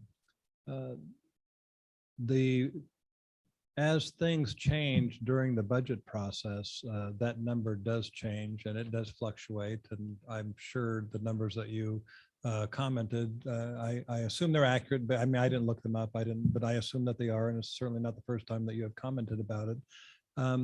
But I will also say that all of the work that happens at the colleges that you've had references to so far, and you'll hear some more, and at the district office, it's my personal philosophy and the philosophy I think of all of the VPs and everybody else to budget as close as possible to what's going to happen. And then we make adjustments, of course, as time goes on, as new information comes. So your point is well taken. This 81.5 certainly will change through collective bargaining. And I think those last 2 years in particular, there were a lot of different things going on in terms of COVID and less sections and so on. So, Dr. McLennan. Yeah, I guess I'm curious, how difficult would it be to get a total compensation percentage? And if it's not too difficult, can we just get that percentage and see where it falls? what do you mean total compensation? Well, The percentage of compensation of our total budget. Because I remember to- about 6 to- years ago, there was some fund that we got and everybody used it for faculty salaries because it was the one thing we could use it for.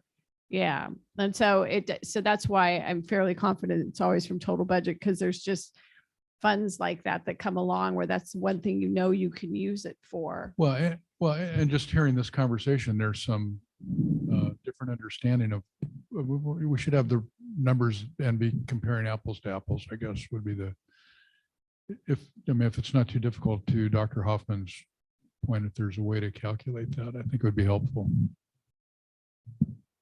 Well, and the other chair, and the other point is we just need to agree on which number are we going to be focusing on? Is it percent of expenditures or percent of budget? And just as we move forward, we know that's what we're going to be looking at, because this is helpful, but it's not the whole picture based on, President Hoffman's explanation, which, thank you.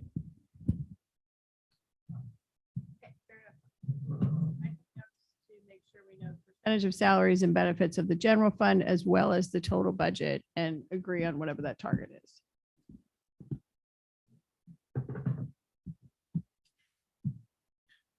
Okay. All right, so this is just a couple of the key components of our budget. When you look at it, you can see our funded FTES, and that's at about 20,287. Again, this is before emergency conditions allowance. If we go up to that, if the state approves our application, which I'm confident that they will, we would actually be funded on about 25,000 FTES. That same number is in the previous year. So that's just an idea to keep in mind there, that we'll see that coming in the future. And then that budgeted total computational revenue, that's $188.8 million. Again, that would go up with emergency conditions allowance. The rest of these, you can see the STRS and PERS rates for the year. The good news is it does look like, at least at their last report, the PERS rate might finally be peaking. So that is something that's nice to see when we look at that, because that has been going up quite dramatically year over year for quite some time. Again, with all of our payroll, these are all of the components that go on top of payroll. So we've got, our STRS or PERS, Social Security, Medicare, unemployment, workers' comp. So all of those pieces are pieces, that are in addition to payroll. And you can see that that's like 35.5% for classified staff and 22.3% for our academic staff. Can you just comment once more on the HRL and HR2? Yeah, so that cost has not gone away. We are just no longer assigning it to individual positions. So that is still built into our budget. That is still, a benefit that is there and is included in our employee benefits.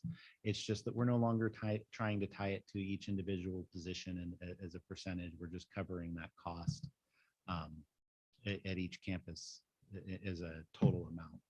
And if I may, for the chancellor, so that was a self-tax we imposed on ourselves for retiree health benefits. And there were so many operational issues revolved around putting it on to a payroll tax, self-tax, that we decided to fund it a different way. And so that happened, I think, 2 years ago. This year. And this year? Yeah. So just as a reminder, that's why you see zero, but it's still $8 million a year is what we're spending on that.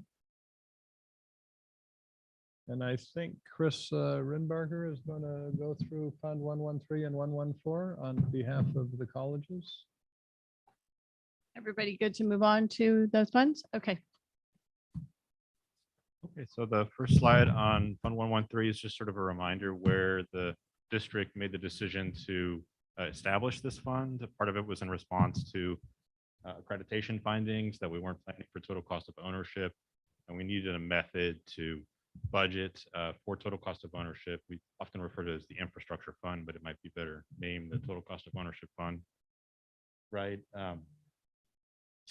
This slide talks about the sources of where the revenue comes from. You'll see that it's not regular revenue. All of it is variable from year to year, whether it's interest income or leftover utilities or compensation from office hours that we get reimbursed for at variable amounts in each year, things like that. This slide talks about where our fund balance is, how much we've budgeted and how much we've spent. You'll see that budgeting has greatly improved recently and that we're budgeting much closer to the actual expenditures, and that we received a very large portion of money between FY16 and FY17, and we're starting to spend that down now as we get into the current years. The fund balance is starting to decline. These next couple slides are talking about the budgets at each college and what we're using them for, what the major sources of expenses are.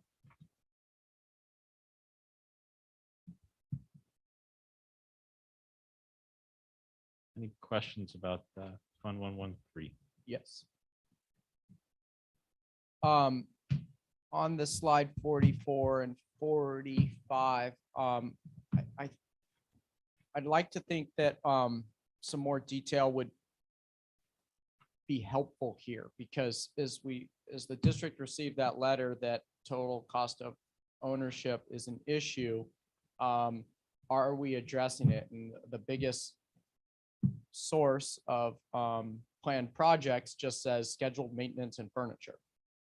So someone from the public, how will they know that, scheduled maintenance and furniture, like what are some of the details of that forward thinking? I know we list what we're doing or what we've done, but somewhere along the line, some of the big project needs that will be addressed in the fiscal year coming up would be helpful for me anyways to know.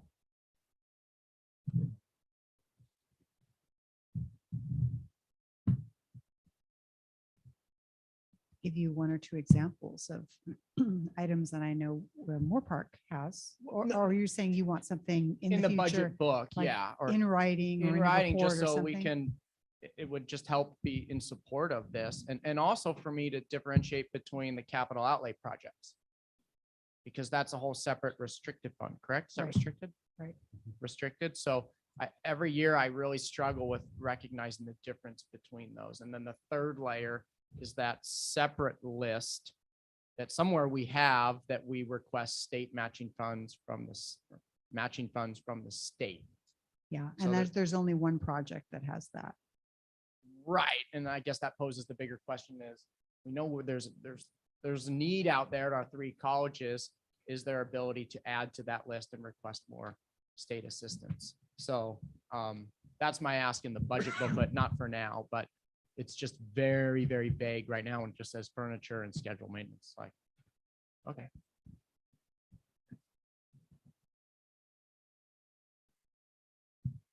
Just wanted to add to what Trustee Chancellor was saying as well, because there's a section in the budget where we also have for instructional supplies and just in general what we need. And so when I look at Fund 113 and I look at, for example, instructional equipment, I think of that as supplies for instruction already carried out through our budget. And so when I'm looking at Fund 113, and it might not be so, but it helps very much so to be able to know this is what 13 funds, because this is money, our utility, whatever is carried over from our utility bills goes into Fund 113.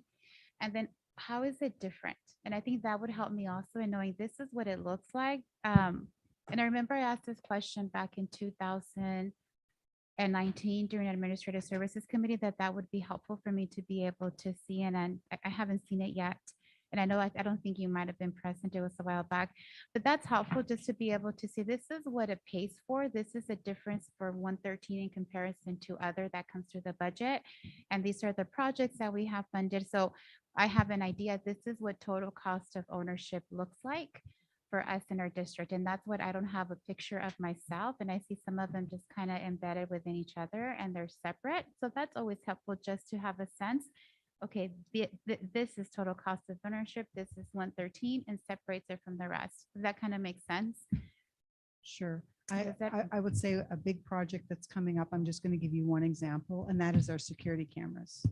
So 10 years ago, security cameras were put in a lot of places. They're 10 years old. There's no fund. There's no way for us to pay for upgrades to that whole system, the cameras themselves and the whole system. We're doing that this year. So a big chunk of that money is set aside for that project. This funds that.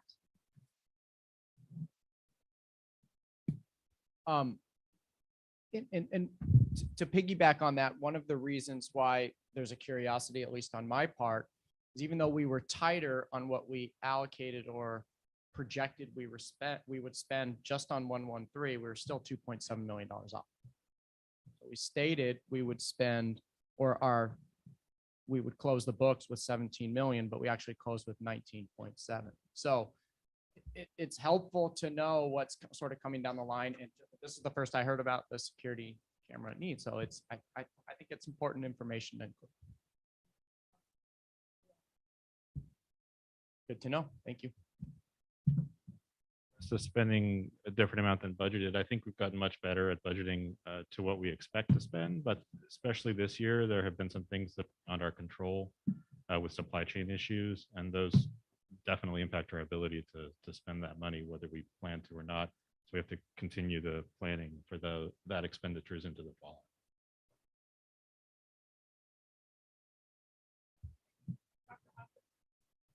Hirschberger.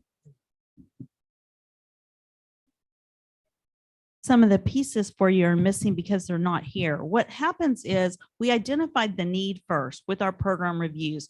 So like we all have autoclaves for our sciences. We know an autoclave has X number of lives. So we have it in their program plans for our life sciences that, this needs to be replaced in the year, blah, blah, blah.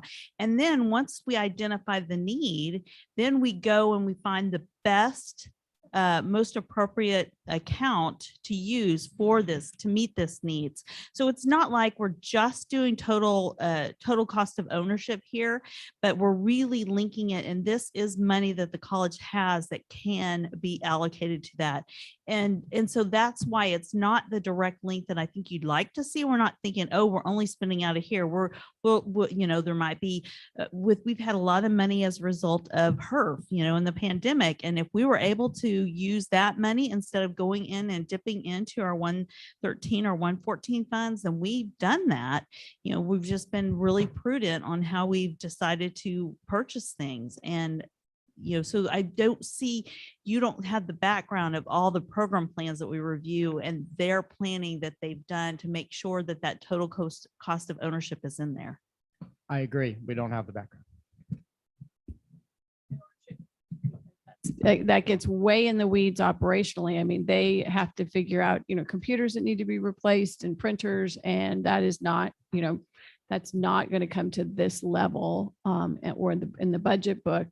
And I understand what you're saying. You're going to spend the HERF funds had an expiration date on them, so you were going to spend those first, even though we allocated the emergency reserves first. When the HERF funds came out with an expiration date, you're going to spend those first. So I get it.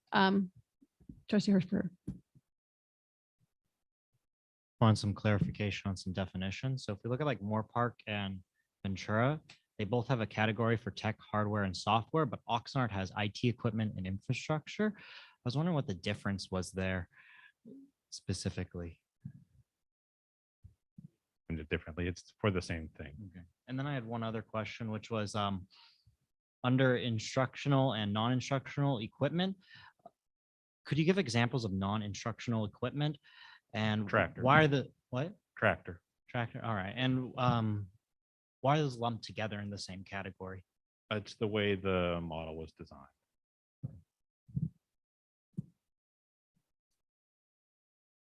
The colleges also receive, so on occasion, not every year, not always the same amount, the colleges always also receive money for state scheduled maintenance, which gives us a little bit of ability to do some of these fixes, but not enough.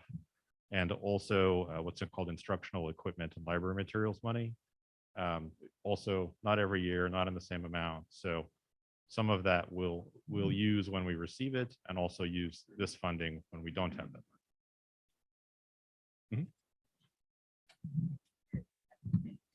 On the books, right? At some point, do you or do you not?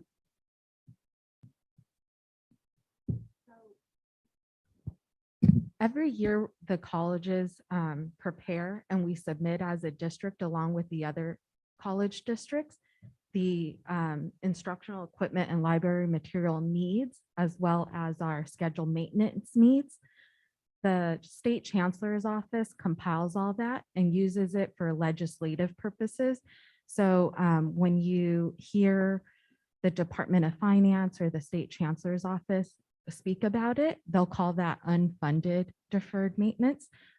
So that's most likely linking what you're hearing, Trustee McKay, on that part. But as far as like the unfunded liability, we don't carry that on our district books, but we do share the needs with the state chancellor's office. Okay, thanks. And for major facilities, et cetera. Okay, everyone good? All right, moving on. Okay, so Fund 114. So this is a designated fund as well. It's unrestricted, but designated for the purposes identified by the colleges. So bookstore revenue for purposes that would make sense for that. Here's an example at Oxnard College. The revenue from the bookstore helps pay for the college services supervisor, whose responsibility it is to oversee contract operations, which includes the bookstore. Designated civic center, for example. The civic center activities include renting fields and renting facilities, and the funding might pay for a custodian or someone to work on those fields to keep that activity going and keep the revenue going for the college. So these are monies that come into the college and are designated for particular purposes for college use to continue the activities and service of the college and the community as well. And this is a similar graph that you saw with 113. This is for 114 with fund balance, budgets, and expenditures. Go back to the slide real quick. Sure. So Trustee Torres, just to bring back one of the questions you had asked earlier, on this slide, you see the emergency preparedness down below as one of the designated pieces. That's the up to $2 million that the board had designated. So you don't see the dollar amounts, but that's just kind of where this is sitting. And I would say there's one other piece here that probably could cause confusion, which is the major initiative funding for Oxnard. So you saw it earlier in the general fund, and you see it here again. And the way that we're doing that is that the funding comes to the general fund, but we want to account for it separately so that we can keep track of what we're doing with the money and what we're accomplishing with that money. So we account for the expenditures in the 114 so that we can track the spending on that particular initiative.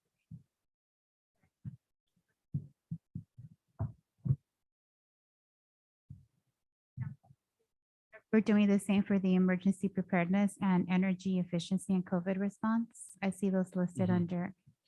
Yeah, those are all amounts that the board had designated individually, and those are all being tracked separately.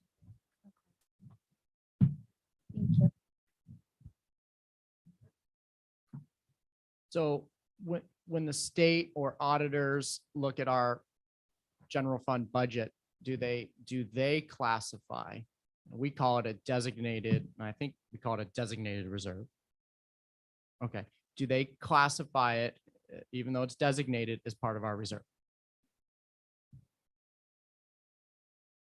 As in an audit, when the auditors come through, when the state It's chancellor's all office. part of the unrestricted general fund. They all kind of roll together as far as the way we report to the state. I get this part of our general fund, but Yeah. you know, words matter. Is it part of our general fund reserve? It's fund balance. Ending fund balance, not, so it's unequivocally not part of our reserve. This auditor state, because in the audit book, it kind of, We'll leans ask that way. we'll ask the former auditor.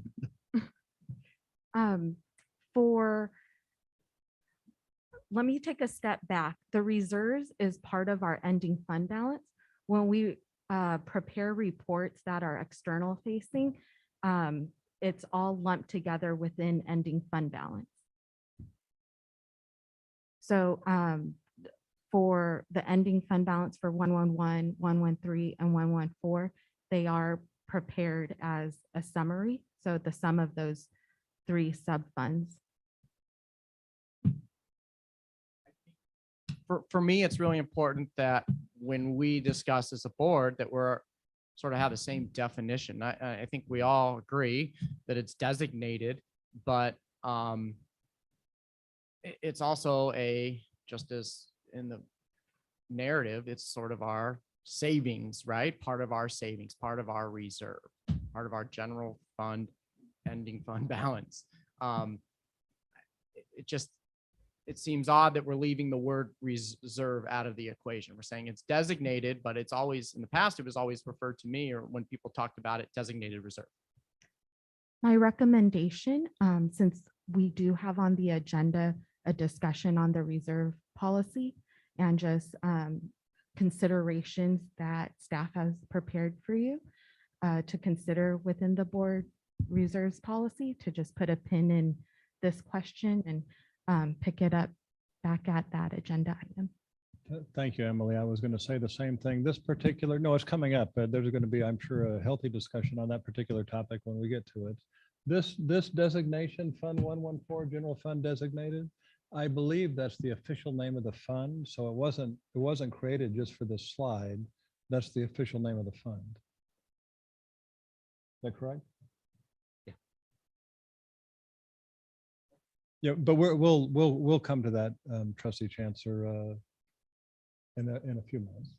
Okay, and 20 just minutes, the yeah. last comment I have is in our adopted budget last year, we stated we would close the books June 30th with $13 million in 114, but in reality, we closed with 20.7.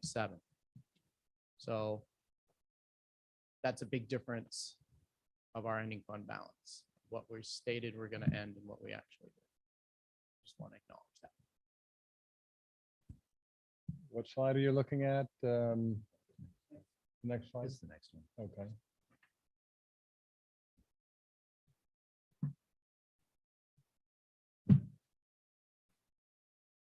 So just like with 113, this slide for 114 lists some of the main activities and sources of spending.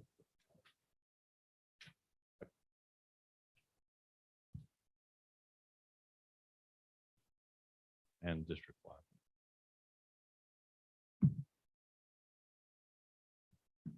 Any questions on the 114? Chair, which is the slide you were referring to? Slide 48, I think. 40. Yes. Oh, actually. I'm skipping way ahead, but to me, it's a very important part of 114. It's slide 71 on the actuals. We don't, for whatever reason, we're not listing the adopted number next to it to compare, but when I pulled the adopted budget, so if you go to 114 and you see our actuals are $20.7 million. What we projected was 13 at our last.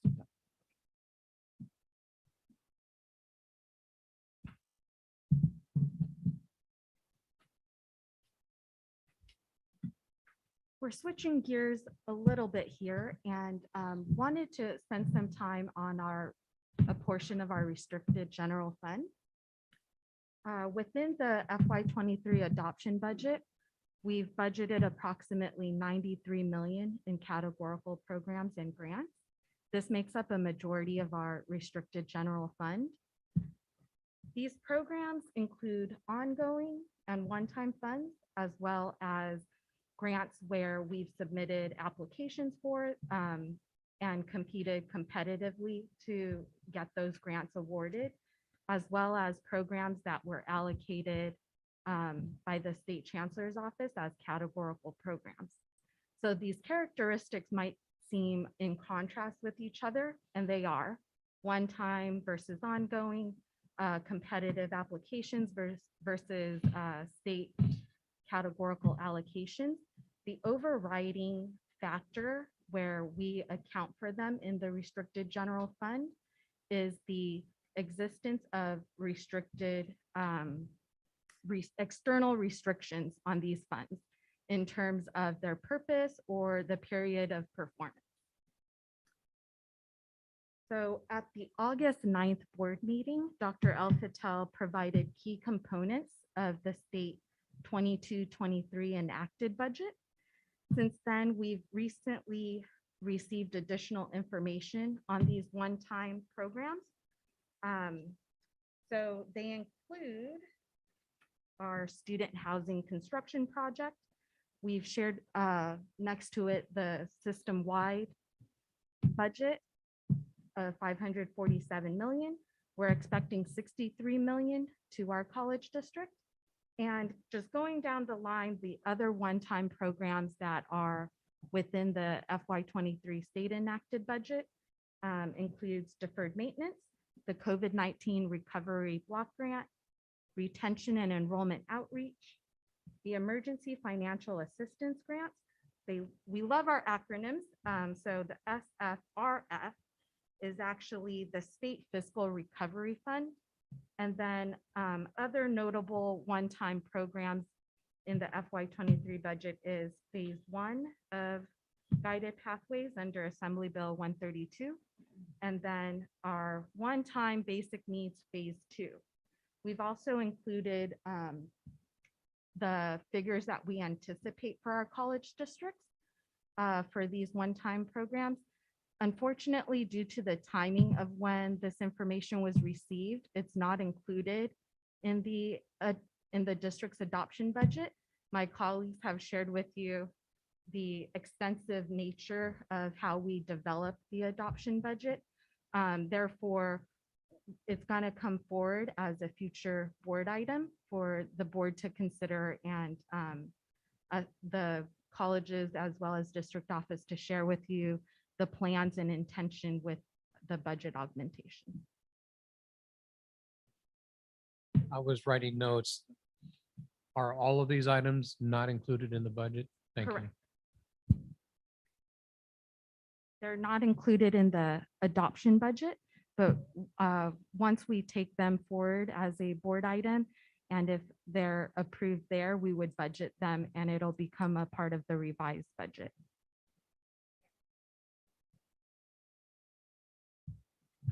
With these funds, how are they going to be distributed within the colleges?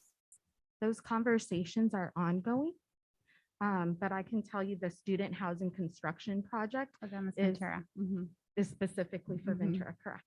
And for the rest, those are conversations that are be occurring right now at this moment, district-wide? Correct.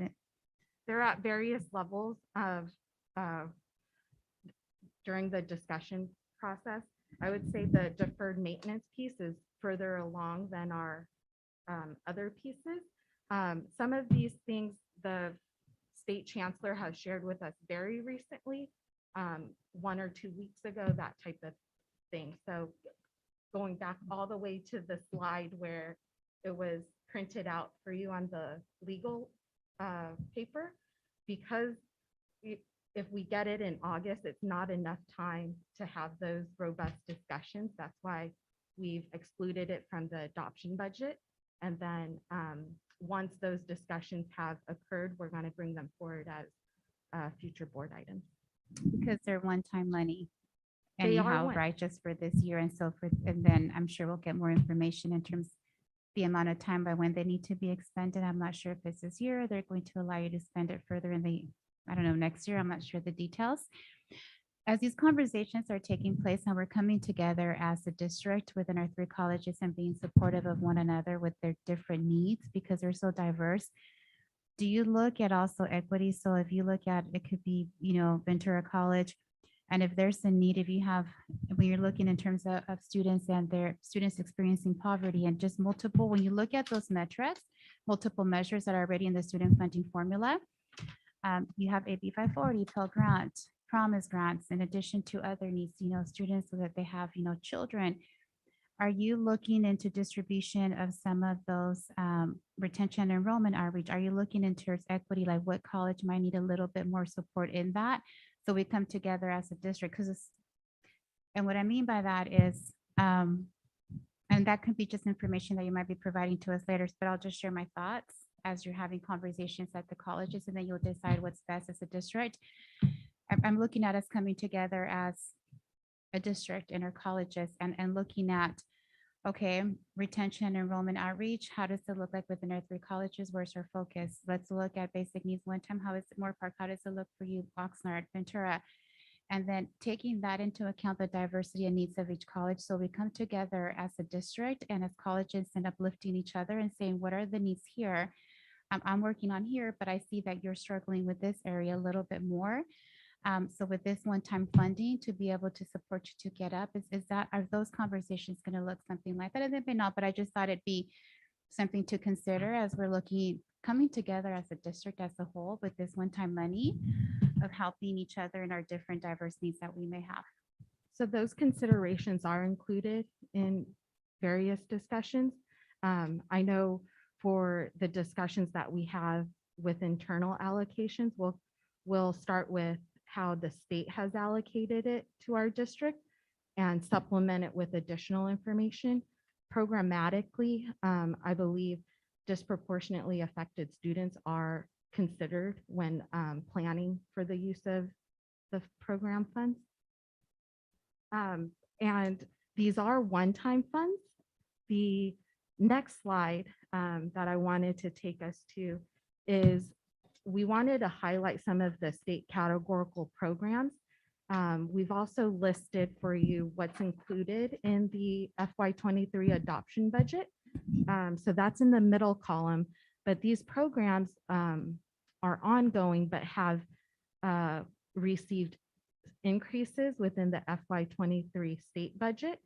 So for example, CalWorks received 3.2 million increase as a system. So for our college district, it's 183,000 additional dollars that will come forward as a future budget augmentation. So these are ongoing funds in nature. The previous slide was a reflection of our one-time fund.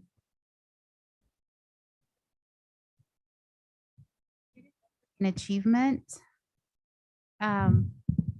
I don't know that program, so I'm very familiar with the other ones, but this one, what's this program? For some reason, I thought it was special funding that was specifically to look into our programs we currently have to do student equity and achievement and maybe support causes, but I might be wrong because it's listed under programs, like with EOPS, disabled students, CalWorks, so I might have misunderstood it. So I don't know what program is this specifically. is your question about the student equity and achievement? So this has evolved over time. This used to be 3 separate categorical programs. It was our basic needs, student success, and what's that? Support program and equity. and student equity. So they used to be 3 separate programs. A few years back, they consolidated and those 3 programs into one. So that is called the Student Equity and Achievement program. So our C program, again, we love our acronyms. So when you hear C, I try to start off with the full name of the program before throwing in the acronym. But historically, this was 3 different programs with their own plans and with their own reporting. The system and the legislature heard from colleges how difficult it was to, each of these programs kind of function as its own cottage industry. So taking into account that the purpose of this program was very similar in nature, so they allowed us to have one funding and one plan, one reporting aspect to it. If I could add a note that, especially about the Student Equity and Achievement Program, that part of the thing that we have to do is create a plan every year based on metrics from the state on how to address inequities at the colleges. And those plans have been worked on over the summer and should be coming forward to the board. And then I don't know if it's in September or October, but very soon. Okay, thank you. That I appreciate it. So it's not an actual program, they're plans. I mean, it is a program, but it's mostly plans and it can be embedded in different ways. That's what each college decides how that's going to look like, but it's not like an EOPS counselor or a disabled student counselor. It's just plans that each college decides how they're going to use it within their respective colleges. Equity plan. So it basically, it requires that each college look at its population and look at its community, looks at its student success rates, it projects out. And so a lot of the work that we talk about doing in making sure we retain students and making sure that there's access to students who are underserved, in making sure that we have very targeted programs that can then be scaled. So this money is really determined to do that. And it's connected to outcomes. So it's very outcomes driven.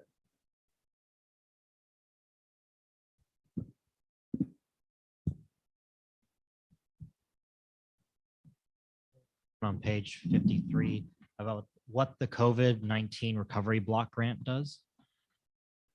We're supposed to be allocated. What does it do? So in general, this is a block grant that the state has provided as a way for colleges to continue to respond to the COVID-19 pandemic. We are still discussing what that means specifically at each college. So to specifically answer your question about what it does, that's still in flux and still being fleshed out.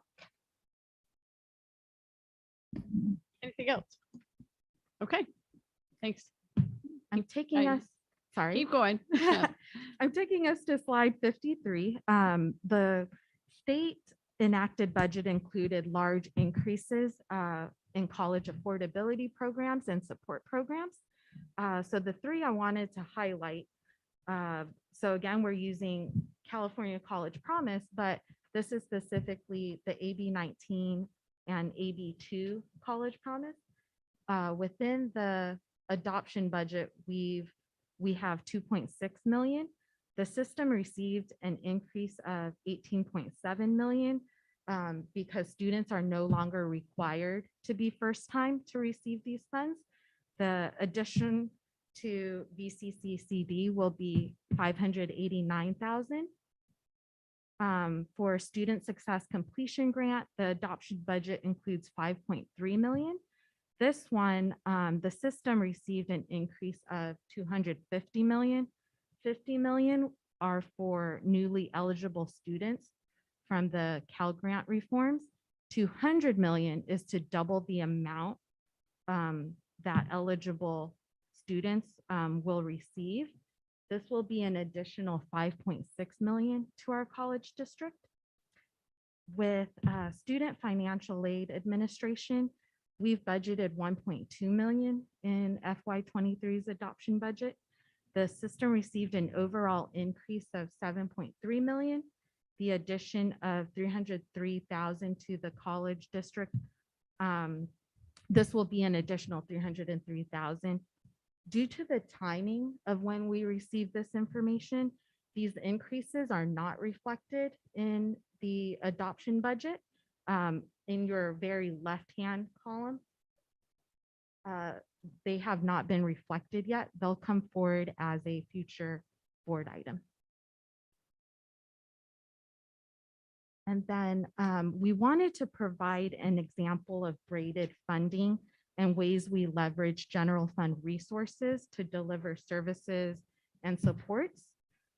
So for example, mental health services, along with the general fund, we've braided together funding from other areas, including the student health fee, the HERF funds, the student equity and achievement funds, as well as the categorical program specifically for mental health. And we wanted to also plug for you the presentation that's coming at the September board meeting on mental health services.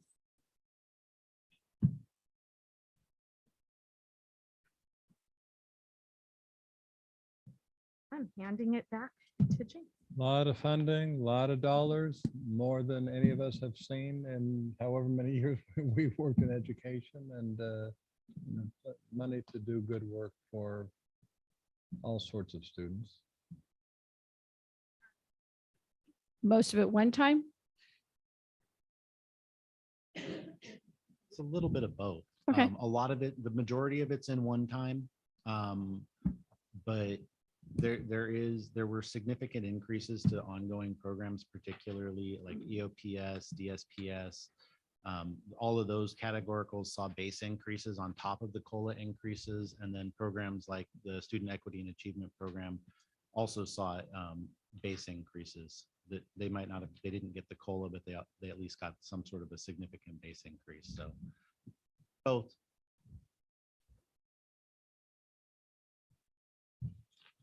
So James is going to go through the general fund a little bit, and then after that, we'll get into the discussion about reserves.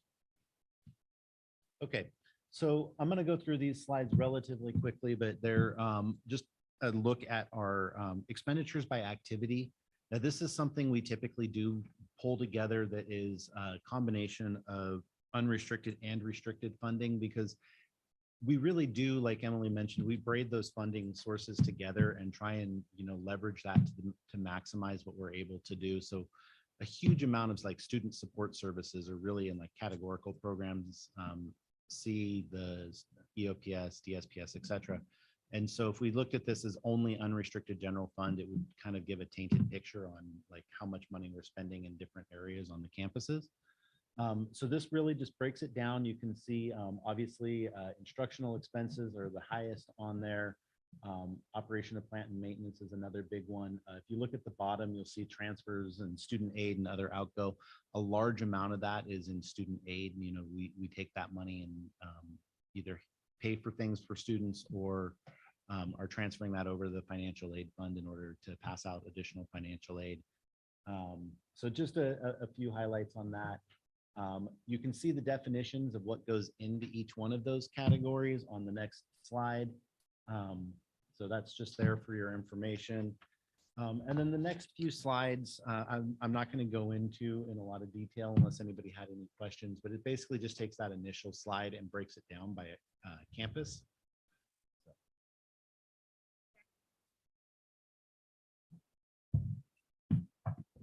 I know that for the page, what page is it? It doesn't have a number, but it's this one. If you're Some able of to them see it. don't, sorry. It's the one we just noticed. So when I look at the expenditures, let's say student services or student counseling and guidance. 58. Thank you, Trustee Chancellor. I'm trying to disaggregate what we have within our funds and what's categorical. So for its categorical funding, I'm really not using my funds for it because it's categorical. It's coming to me from the state, and please correct me if I'm wrong. But I interpret that as EOPS, DSPS, some of the programs that were listed. Those are funding that's coming to us from the state. Let me know if we are actually using from our general fund to pay for some of those programs. We are. Yeah, so Okay. some of them have required matches from general funds, and Okay. other ones, we supplement with general funds a lot of things because, the funds that come to us for categorical are rarely sufficient to do what we want to do. Okay. That's helpful. Thank you. Would there be a possibility, and this would be helpful because this gives us a sense to know how much we're paying from our general fund for each of those categorical programs? You might have it already. I don't know if, and I don't know if that's something you would, I'm just interested in saying, oh, wow, this is what we received, but actually this is what it cost us to run. I'm just going to say EOPS because I was an EOPS student. This is what we get, but reality, this is a cost because we have to supplement it with general fund because it's not enough, because this is the need. This is what our students are saying. That would be helpful for us as we're looking into our budget also in the future to say, you know what, this is how it looks like, because this is a need. Is that something that's possible? So it's not a report that we have standard right now. If you're interested in looking at it, you could look at, what's in the categorical budgets in the budget pages, and then also look at behind each campus's budget in the unrestricted general fund. You'll see a breakdown by program, how much we're spending in that general program. So it's something that you could look at right now. It's definitely something we could consider putting together in the future, but it's not something we have handy at the moment. Just know where I can look, if just direct me to, hey, if you wanted to look right now, these are the pages. And then if it's something that's not, too much, that's always helpful to see the reality of what it truly looks like. When there's a little bit more time, if it's not too much, that's helpful. But in the meantime, an email maybe of where I can look, and I'll take a look myself. Thank you.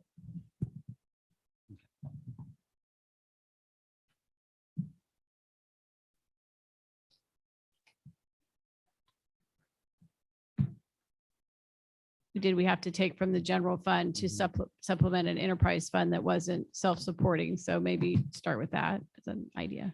I don't know. Yeah, it's It's just your something area, we'd not have to- mine. I was just, Yeah, we used to know from that. yeah, it's just something we'd have to pull together. It's not information that doesn't exist. It's just in different places right now, so I don't have it handy. Hey, multi-year projections. Unless there's any other questions? Okay. Okay, so multi-year projections. So this is something we typically look at this time of year as we're looking at our adoption budget, and a couple other times throughout the year as well. We'll definitely take a look at these. This is something we're looking at quite a bit right now as funding has been changing. One thing is I will highlight, our projections are typically different than our budget in the sense that we don't have time, like Emily mentioned, we don't really have time to build a lot of these things into our budget as we get the information very late from the state, and we need to go through our processes. I can build them into the multi-year projections. So it's something where at a high enough level, I'm able to build some of this stuff in. So where the adoption budget doesn't have emergency conditions allowances built in, I do have that built into our multi-year projection, as that's something we do anticipate we'll be receiving. So that just to highlight a couple of the differences and why they're different. So this is based on the state enacted budget. It does assume that we'll receive the emergency conditions allowance. You can see the COLAs that we've assumed for future years. There's some out there that I've seen from school services that are a little bit higher than that. I wanted to remain a little bit on the lower side because the economy continues to be in a lot of flux, and we'll wait to see what happens with that. So it does assume some increases for step, column, and longevity based on kind of what we've seen historically. Health and quick welfare question, benefits. Chair McKay. Yeah. So on that third bullet point regarding COLAs, Mhm. it says estimates are from the LAO fiscal outlook. But you Correct. said you're more conservative. So are they one and the same? So the estimates from the LAO were from October. When I was looking at the new student-centered funding formula simulator the state just issued, they had numbers from school services in there that were a little more recent. That just came out today. So that was the first time I had seen those. But just if somebody had looked at school services, you'd see slightly different numbers. But realistically, this was, the best information we had at that point, which was from the LAO. I would rather with COLA be a little bit more on the conservative side because that is something that bounces up and down quite regularly. And then also it's something that there might be a COLA that's calculated at say 5%, but the state only has enough money to fund 3% of that. And so there's not a lot of guarantees there. But we we're consistent with using the number from the LAO. Sometimes school services, K-12 certainly utilizes school services, but those are the two sources, I think, of all that we would utilize one of those numbers. Okay. So the other thing, we highlighted a little bit of what's in the multi-year projections. A couple things to point out again that are not in the multi-year projections. You'll see, again, just that reminder about collective bargaining is not yet included in there. Carryover funds, we assume that those will be spent in this year and not carry over again into the future years. A lot of that is because carryover is considered one time. We don't want to look into future years and assume one-time funding that may or may not exist. And then also, changes in operating expenditures, utilities, IT maintenance contracts, other things along those lines. We don't have those built into here, but we know that essentially those do tend to go up at least slightly every year. Okay, so this slide here, we saw this first in January. This has been updated. It'll be updated again as we kind of continue through the year. This is looking out into the future at our total computational revenue. So the solid line on this, all of the solid lines are the lines that assume emergency conditions allowance has been accepted. So you'll see those are all higher than the same colored lines that are dotted. So those dotted lines are just where we're at right now without emergency conditions. So you can see that big increase kind of in between here and here. The orange line is stability. The blue line is our calculated total computational revenue. And that gray line is that old hold harmless for the student-centered funding formula. The one piece I do want to bring up with this is you can see that the hold harmless changes in fiscal year 24-25 to 25-26 and goes to a funding floor. So when it becomes a funding floor, essentially what that means is we'll get at least that much money, but that will no longer get COLA. So what you can see here, you can see it real clearly with this gray line here without the emergency conditions, the revenue stays flat. If you look here, that is actually flat right here in between the stability calculation in fiscal year 24 and the hold harmless. And that's because we'll get the highest funding we have in 24-25. So that stability funding in 24-25 will become our funding floor.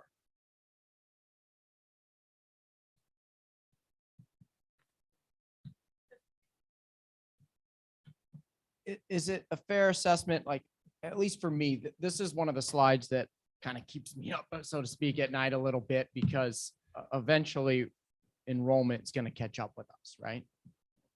Down or up? Well, I mean, yes. If you follow the path, I mean, one of the slides I think had us total enrollment at 20-ish. 20, Yeah, that's I where we're remember at right now. when I started, it was what, 31,000, That was enrolled. It was 25, I think. 26. 26. Yeah. Okay. My point is, here's the confusing piece for me is we continue to carry over and save with the recognition that a lot of these innovative new programs takes an investment. And a lot of these innovative programs, as President Cobian mentioned, the Filipino program, which in the grand scheme of things, I don't think is a huge program compared to maybe a bigger, more complex program. Not to diminish that, but it takes time. He said 2-3 years to get that on board and to deliver that. I firmly believe to address this enrollment crisis, we're going to need innovative programs, new things to offer the community and future students. the hard part for me is that we continue to save or carry over funds when we know what's coming. And rather than throw everything we have in a very strategic, well thought out way to build some programs to hopefully address this enrollment nightmare. So, or crisis is a better word. So that one frustrates me or confuses me is probably the better word. So just something that I'm seeing in all of these dotted and solid line graphs. So no response needed. It's just, to me, I don't see the alignment of saving and recognizing that enrollment is drastically dropping. And eventually we're going to be held accountable for it. Like the whole alarm list goes away. Just a thought. You talk about the reserves. So let's just keep going. Okay, so this slide really just takes all that information from the last few slides, takes our current year budget and starts making and applies those to it. I will say that you'll notice the contingency line is significantly higher than you would anticipate. That is largely because of the fact that with the emergency conditions allowance, that additional revenue coming in, as well as, the collective bargaining, everything kind of that's unknown at this point. That I put that extra money for the emergency conditions in the contingency because we're not sure where that'll get allocated in the future. But you can see kind of where we're at and future operating surpluses and deficits kind of based on where we're at right now and those few adjustments. A few things that we should keep in mind, to keep in mind for the future. We do have declining enrollment currently. Obviously, I know that we're working hard to address that, but that is something that is a potential future concern. We do need to be aware of that and plan accordingly. There is a potential recession on the line. It's possible we could even be there right now, but it's, if it's a prolonged recession, it's definitely something. And today we were, so. Okay. She announced it today, so. So, with a recession there, that tends to have an impact on community colleges and the economy overall. Inflation, obviously, that's been an issue, nationally. That does, not only have an impact on the state economy, but it also means that everything we need to pay for in order to operate, also the cost of those things start going up. So it definitely has a negative impact on our budget. And then there's talk of a potential state budget deficit. We've had these amazing surpluses the last couple of years. Not to use the overused word, but truly unprecedented numbers coming our way. So we're looking at that, and the LAO at this point is warning that regardless of what tax revenues look like over the next few years, that there's likely some sort of a deficit around fiscal year 26. Which is again something to keep in mind when we look at that funding floor. While they might promise it today, we always have to worry about that deficit factor. Or, and that really goes into that next slide I have on, when there is a recession, what is the impact on community colleges? So I think it was mentioned earlier, typically when we have a recession and a lot more people start looking to up their skills, we start seeing an increased demand for students. At the same time, the state starts seeing a decrease in their revenues. And so we start running into kind of a mismatch between the demand and our funding. So that's just, one thing to keep in mind. And then community colleges are probably one of the least protected areas within the state budget. So we do tend to see a significant impact when the state starts trying to balance their budget. A lot of times it's easier to cut here than it is in other areas. So how do reductions in state funding work? We've talked about deficit factors. Deficit factors are something that tends to happen mid-year. So that's something where the state's projection when they develop their budget comes up short.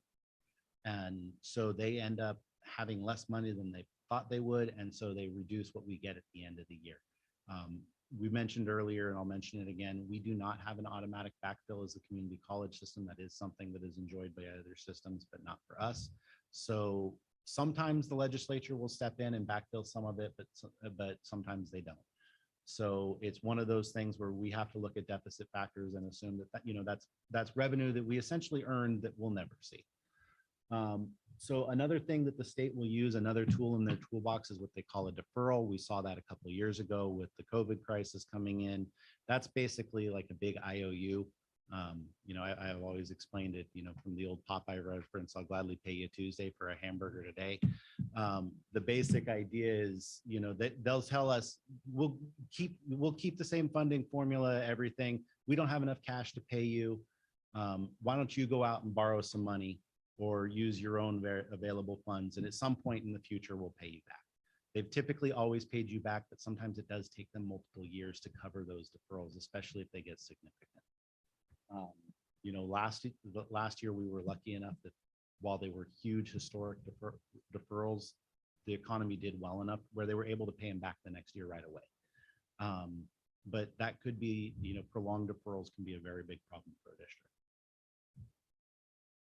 And then that last piece, which again was mentioned a little earlier, the idea of a workload reduction, where the state basically tells you actually just teach less classes. And if you teach the same amount or you teach more, because there's that higher demand, it's kind of on your dollar. So those are really the toolboxes if we do run into some sort of a recession.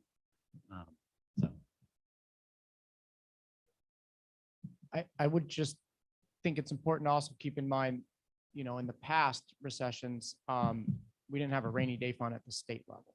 We do have a very robust rainy day fund at the state level this go around, potentially, if there is this recession that everyone's talking. That is true. And it is a good rainy day fund, although it could potentially be still far short of what's needed. The rainy day funds that they had, particularly within Prop 98, were ones that they used when the budget shortfall was coming in from COVID, and that actually kept us from even more significant deferrals or cuts. So you're right, that is something that has been built up over the last few years of the good years in the economy. They have been smart in setting money aside so that in the future it can help soften that blow. Yes, it's interesting on reserves. It's my job to talk about, recessions. And it's my job to talk about it, but the board knows I really haven't been discussing it for the last few years. Because my first couple of years, because that was what was happening at the time. But sooner or later we will have another recession, whether it's a shallow recession, whether it's a double dip recession, whether it's a deep recession. Time will tell how that goes. I can say we haven't been, Trustee Chancellor, you mentioned about saving money. We have not been on any concerted effort to set money aside for a recession. It has not been the focus. Under other circumstances, you would hear me talk about it regularly, and the board, I'm sure, would be talking about it and so on. But it is just interesting that what has been going on with this economy. As a former economics instructor for the last 5, 6, 7 years, it's I'm never going to see it again in the rest of my career. I can't imagine, and I never thought I would see it. Now, based on the folks who came before me. So my little editorializing about recessions. Thanks. Questions on that section? Dr. McClellan. Just one comment on assumptions or looking at the recession and the impact. One thing that we're already seeing is that the labor gap that is really driving unemployment down, and the drain of the baby boomers bailing out of the economy, so-called silver tsunami. It's a different dynamic. If we head into, I think you're going to be redefining what are the indicators of a recession. And the only reason I bring it up now is we may not be able to depend on higher enrollments because of that labor gap and the bailout of the economy. Because demand for talent is going to be so high. Now, the demand for talent could require more training for that to happen. But I think it's going to be a little bit different this time around, as we're already seeing. Just want to keep that in mind. Oh, yeah.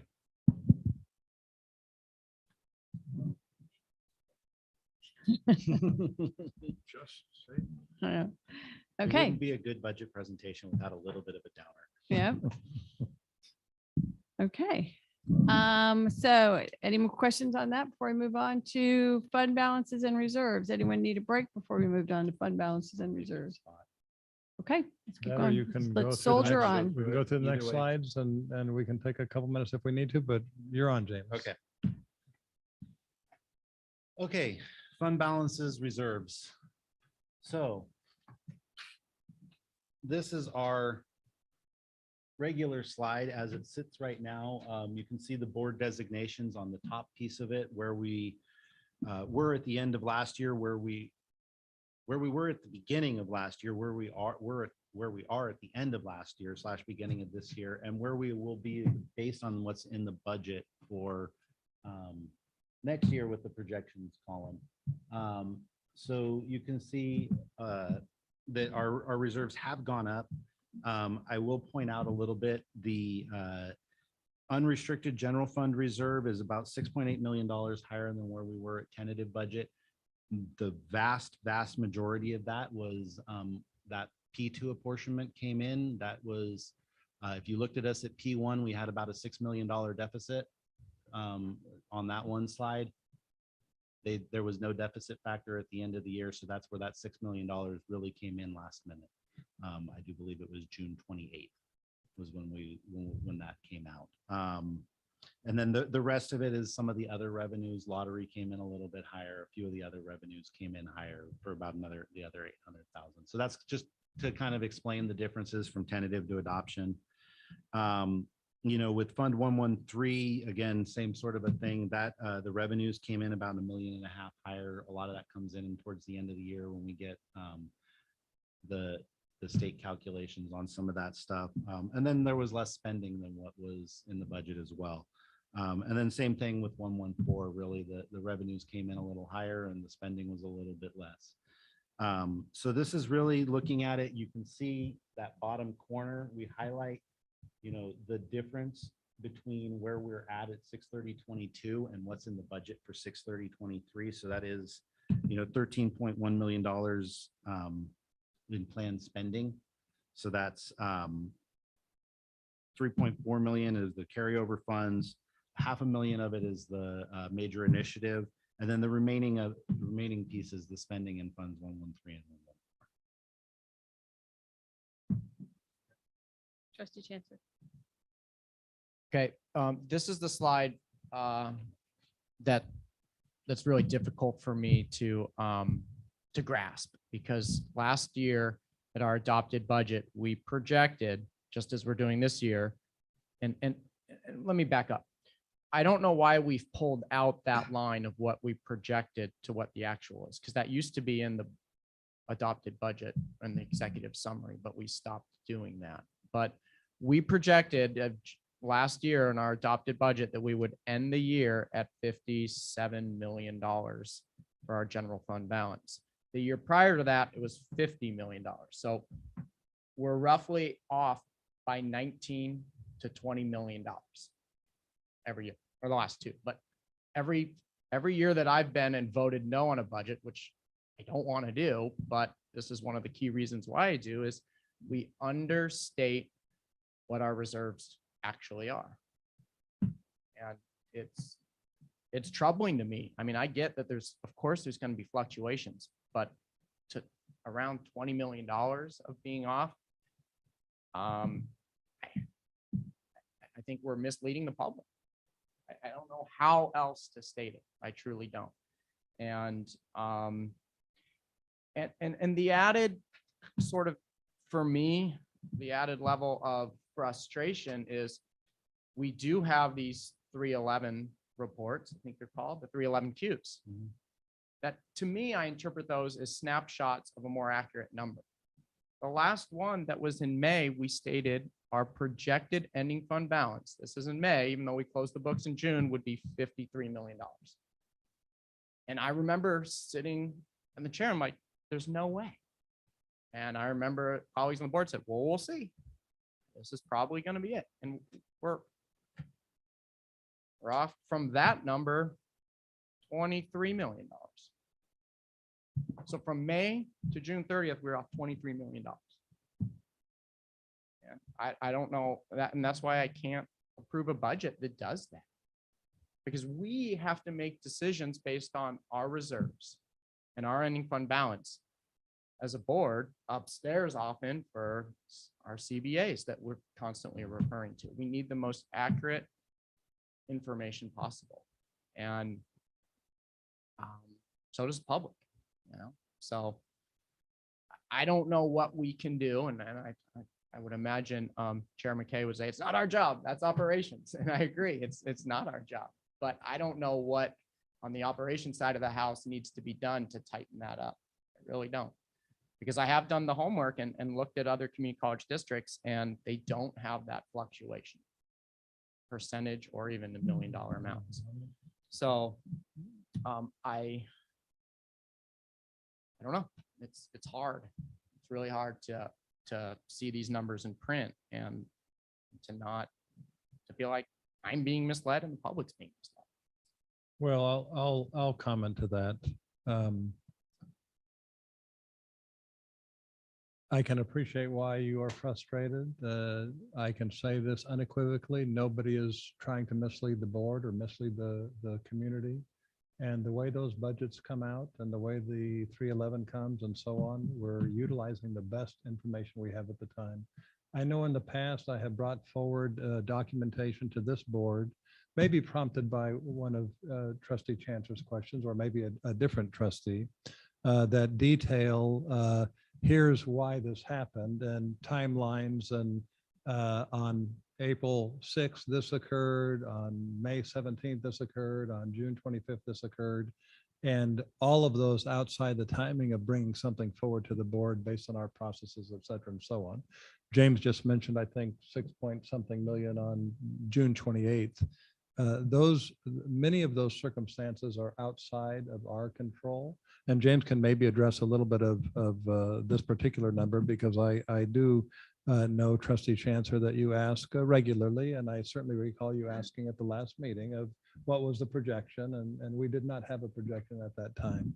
I don't know, it's tough enough for all of us to do our work at this district, much less look at other districts and see what they're doing. And oftentimes you have to dive in. I'll show you a document in a minute. You have to dive in and ask questions. You have to call that district and ask questions to really truly understand versus just to look at something. But I can't address that particular issue. But James, if you can address some of this from what you know. Yeah, a lot of it is really like timing, where we're at in the year. The 311 really is just kind of a snapshot of what's in our budget. We do a lot of year-end adjustments as we start getting past that. That last one you're talking about, that's really, I know it comes to you later, but it's as of the end of March. So, when we start pulling that data, a lot of things haven't happened at the end of the year. There's a lot of things that come in that we don't necessarily know about yet. And at that point, we're pretty deep in budget development for the next year. So that's a little bit of it, is we're really looking a lot forward. And that's just kind of reporting a snapshot to say, hey, this is where we're at based on what's in our budget, what may be spent.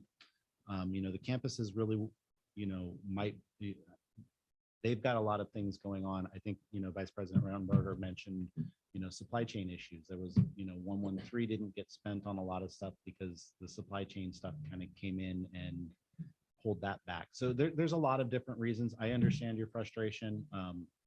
It's definitely something that, we can look at and see if we can, trace down a little bit of why I think some of these fluctuations are, and see if we can tighten up some of the processes so that maybe they get a little cleaner.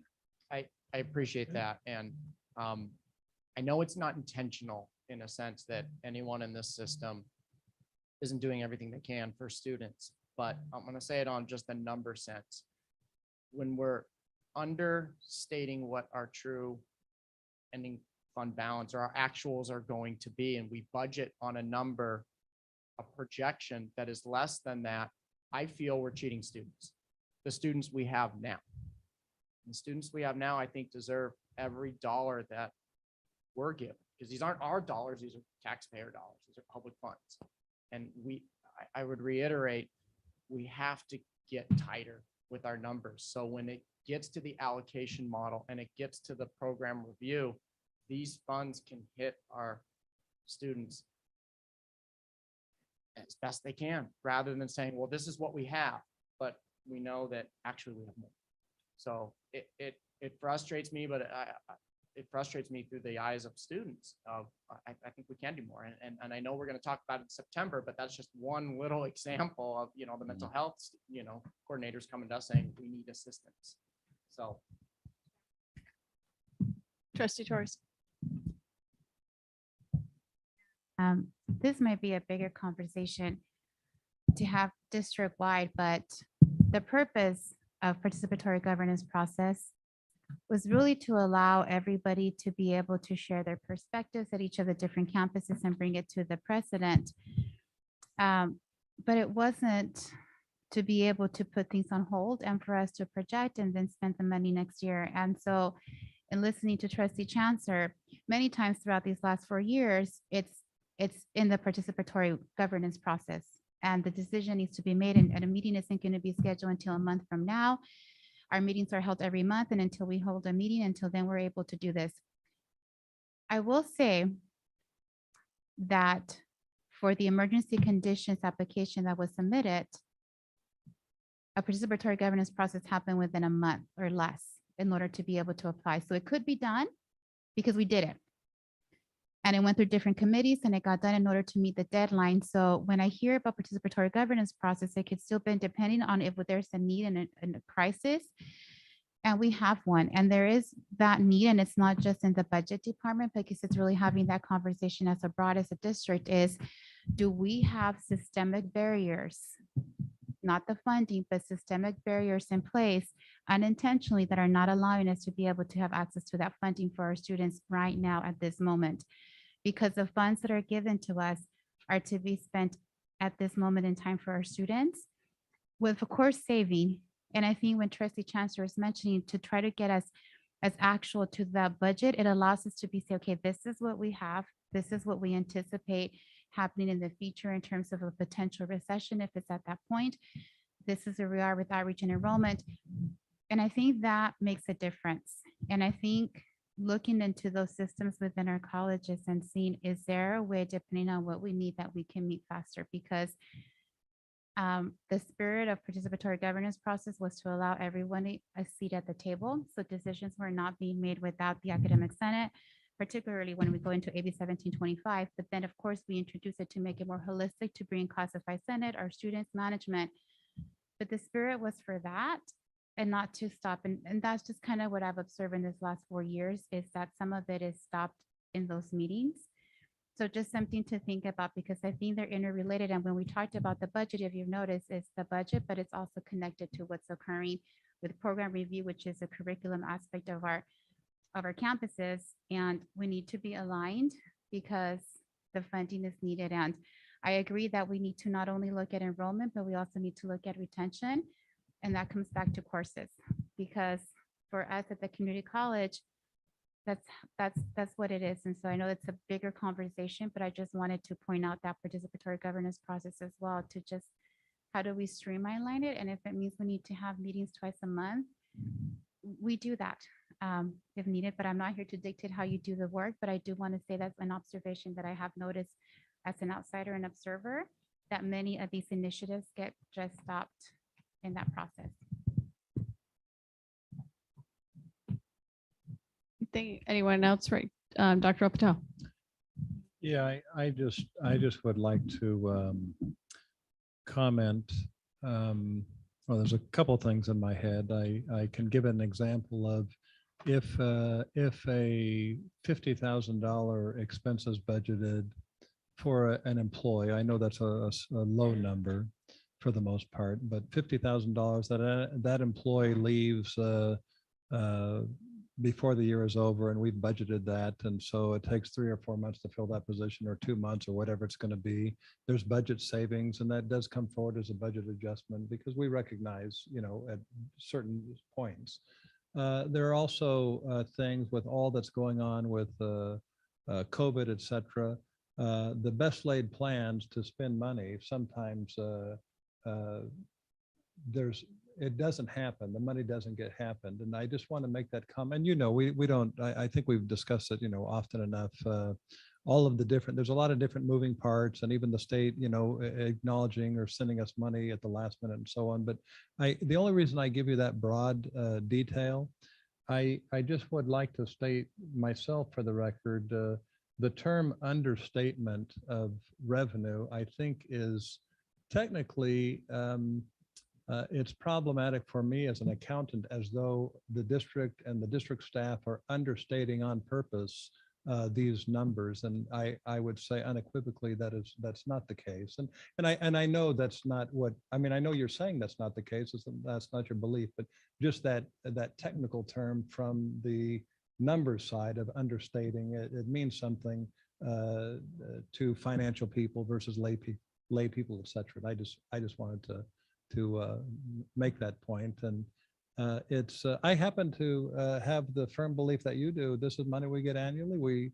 And that you all do. We should spend it on current year students. That's important that we do it, even though we certainly can plan for the future and all of those different moving parts. And from my perspective as a chief financial officer, I'll tell you the best thing is to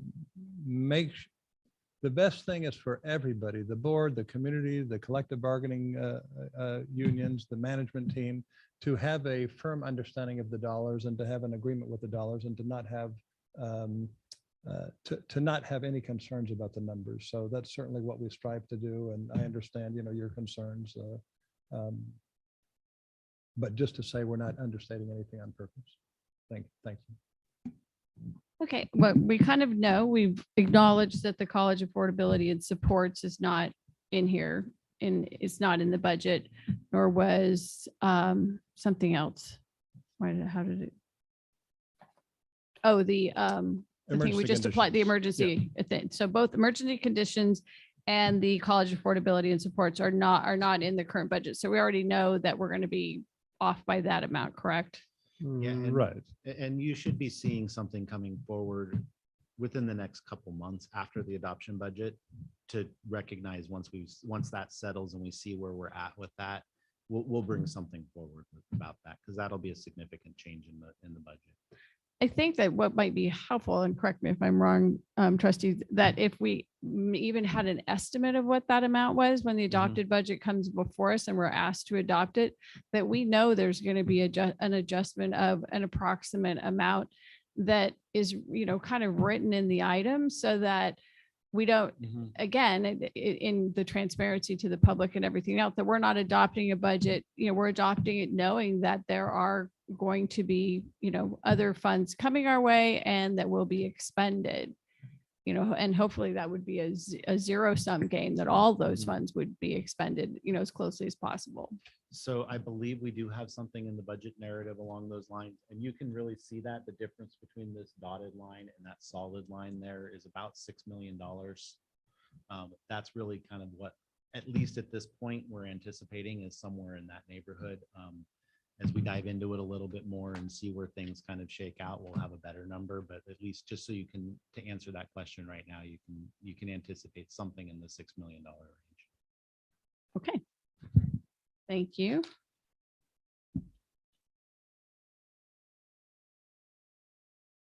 Okay, so just to move forward through these next couple slides, this is just a quick graph to show our fund balance history for each of the three general funds, 111, 113, and 114. And then this piece, I think, really sets the stage for the rest of it. We've talked about this at tentative. It's come up a couple times. The state chancellor's office used to have the recommendation of districts maintaining 5% for emergencies, which was woefully inadequate. The GFOA has a recommendation that districts maintain at least 2 months of expenditures in reserves. And then that would be what the chancellor's office is now aligning with. That's what they have put in the application for emergency conditions, is that we would have some sort of a fund balance policy in alignment with the GFOA's recommendations.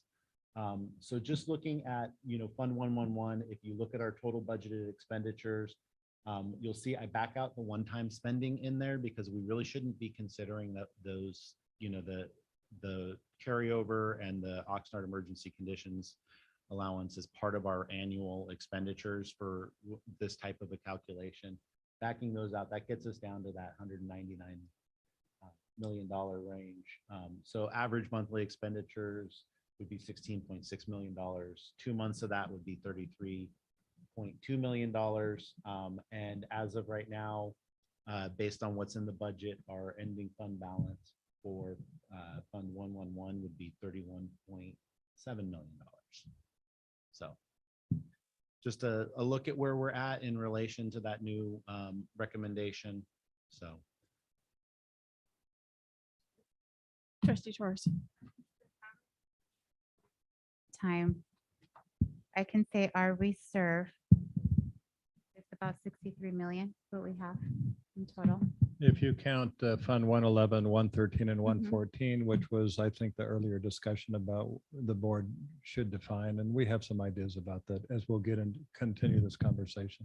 Otherwise, it would be the 31 because that would be the actual unrestricted funds that we can do something with them, because the other ones are restricted. Okay. Chair, Trustee Chancellor. just a point of clarification on Trustee Torres' question. She said our ending fund balance or reserve, and we'll get to that dilemma in a minute, but actually it's $76 million because that's what we closed the books with. The $63 million is a projection, correct? based on what's in the budget for next fiscal year. Based on what in the budget, but we already know it's higher. And if history tells us anything, there's a good chance it could be much, much higher.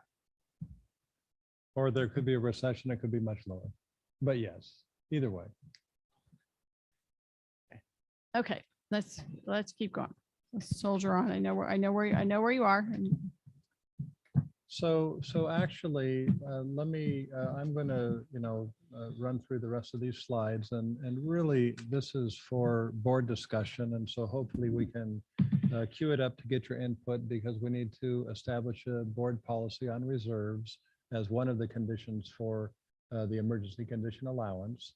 And I will say the slide that James just showed you, this 31,739, which is a little bit shy of this 2 months of expenditures, but because of the ending balance that Trustee Chancellor just mentioned ago, this is much closer to 2 months than it was a few months ago, right? When we had talked about maybe needing, or a couple of months ago, maybe needing to set some other money aside if to hit this 2-month issue. So I just wanted to point that out and clarify that. On the next slide, you've read, I know that the Chancellor had individual discussions with each of you about the emergency condition allowance and the GFOA's fund balance guidelines for the general fund, et cetera. I know that you've received those documentations in the past. Here's a link. We have just highlighted a few excerpts from it. I don't really want to, I'm not going to read them to you, but there's, when you read the guidelines, there's certainly, I think at a minimum, they say it should be 2 months, but there also is some flexibility for depending on the particular agency. And do you count, which funds do you count? They didn't specifically say 111, 113, 114, but that's what they were referring to in there. So there's a lot of different issues around that. And I'm sorry, let me just advance to the next slide. And here again, these are excerpts from the GFOA. All things that we've discussed multiple times. I think you certainly have read and seen how volatile are our revenues, what happens in recessions, et cetera, for those of us who have lived through them. How much money do you need to set aside? And so those are all unique to, each individual agency to work through and et cetera. I would like to, I'm a little bit concerned. I want to leave these slides up, but I would like to show you the slide. Do you have a hard copy of the comparative district reserve analysis? Is that in your binder? Do you have a hard copy of it? Let me just talk about that for just a split second, just as a reminder. So I had shown you this.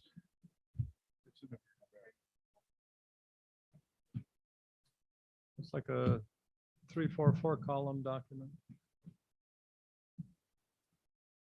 And just as a little bit of a reminder, not to lead you in any which direction, I just want to share some information with you. So this was a reserve analysis that we compiled across all 22 multi-college districts and presented it to the board on March 23rd. And a couple of points. On the unrestricted general fund reserve, where it shows VCCD, that's the left two columns, up at the top. So the fourth highest unrestricted general fund reserve at 43.7% at that particular time. That included 111, 113, and 114.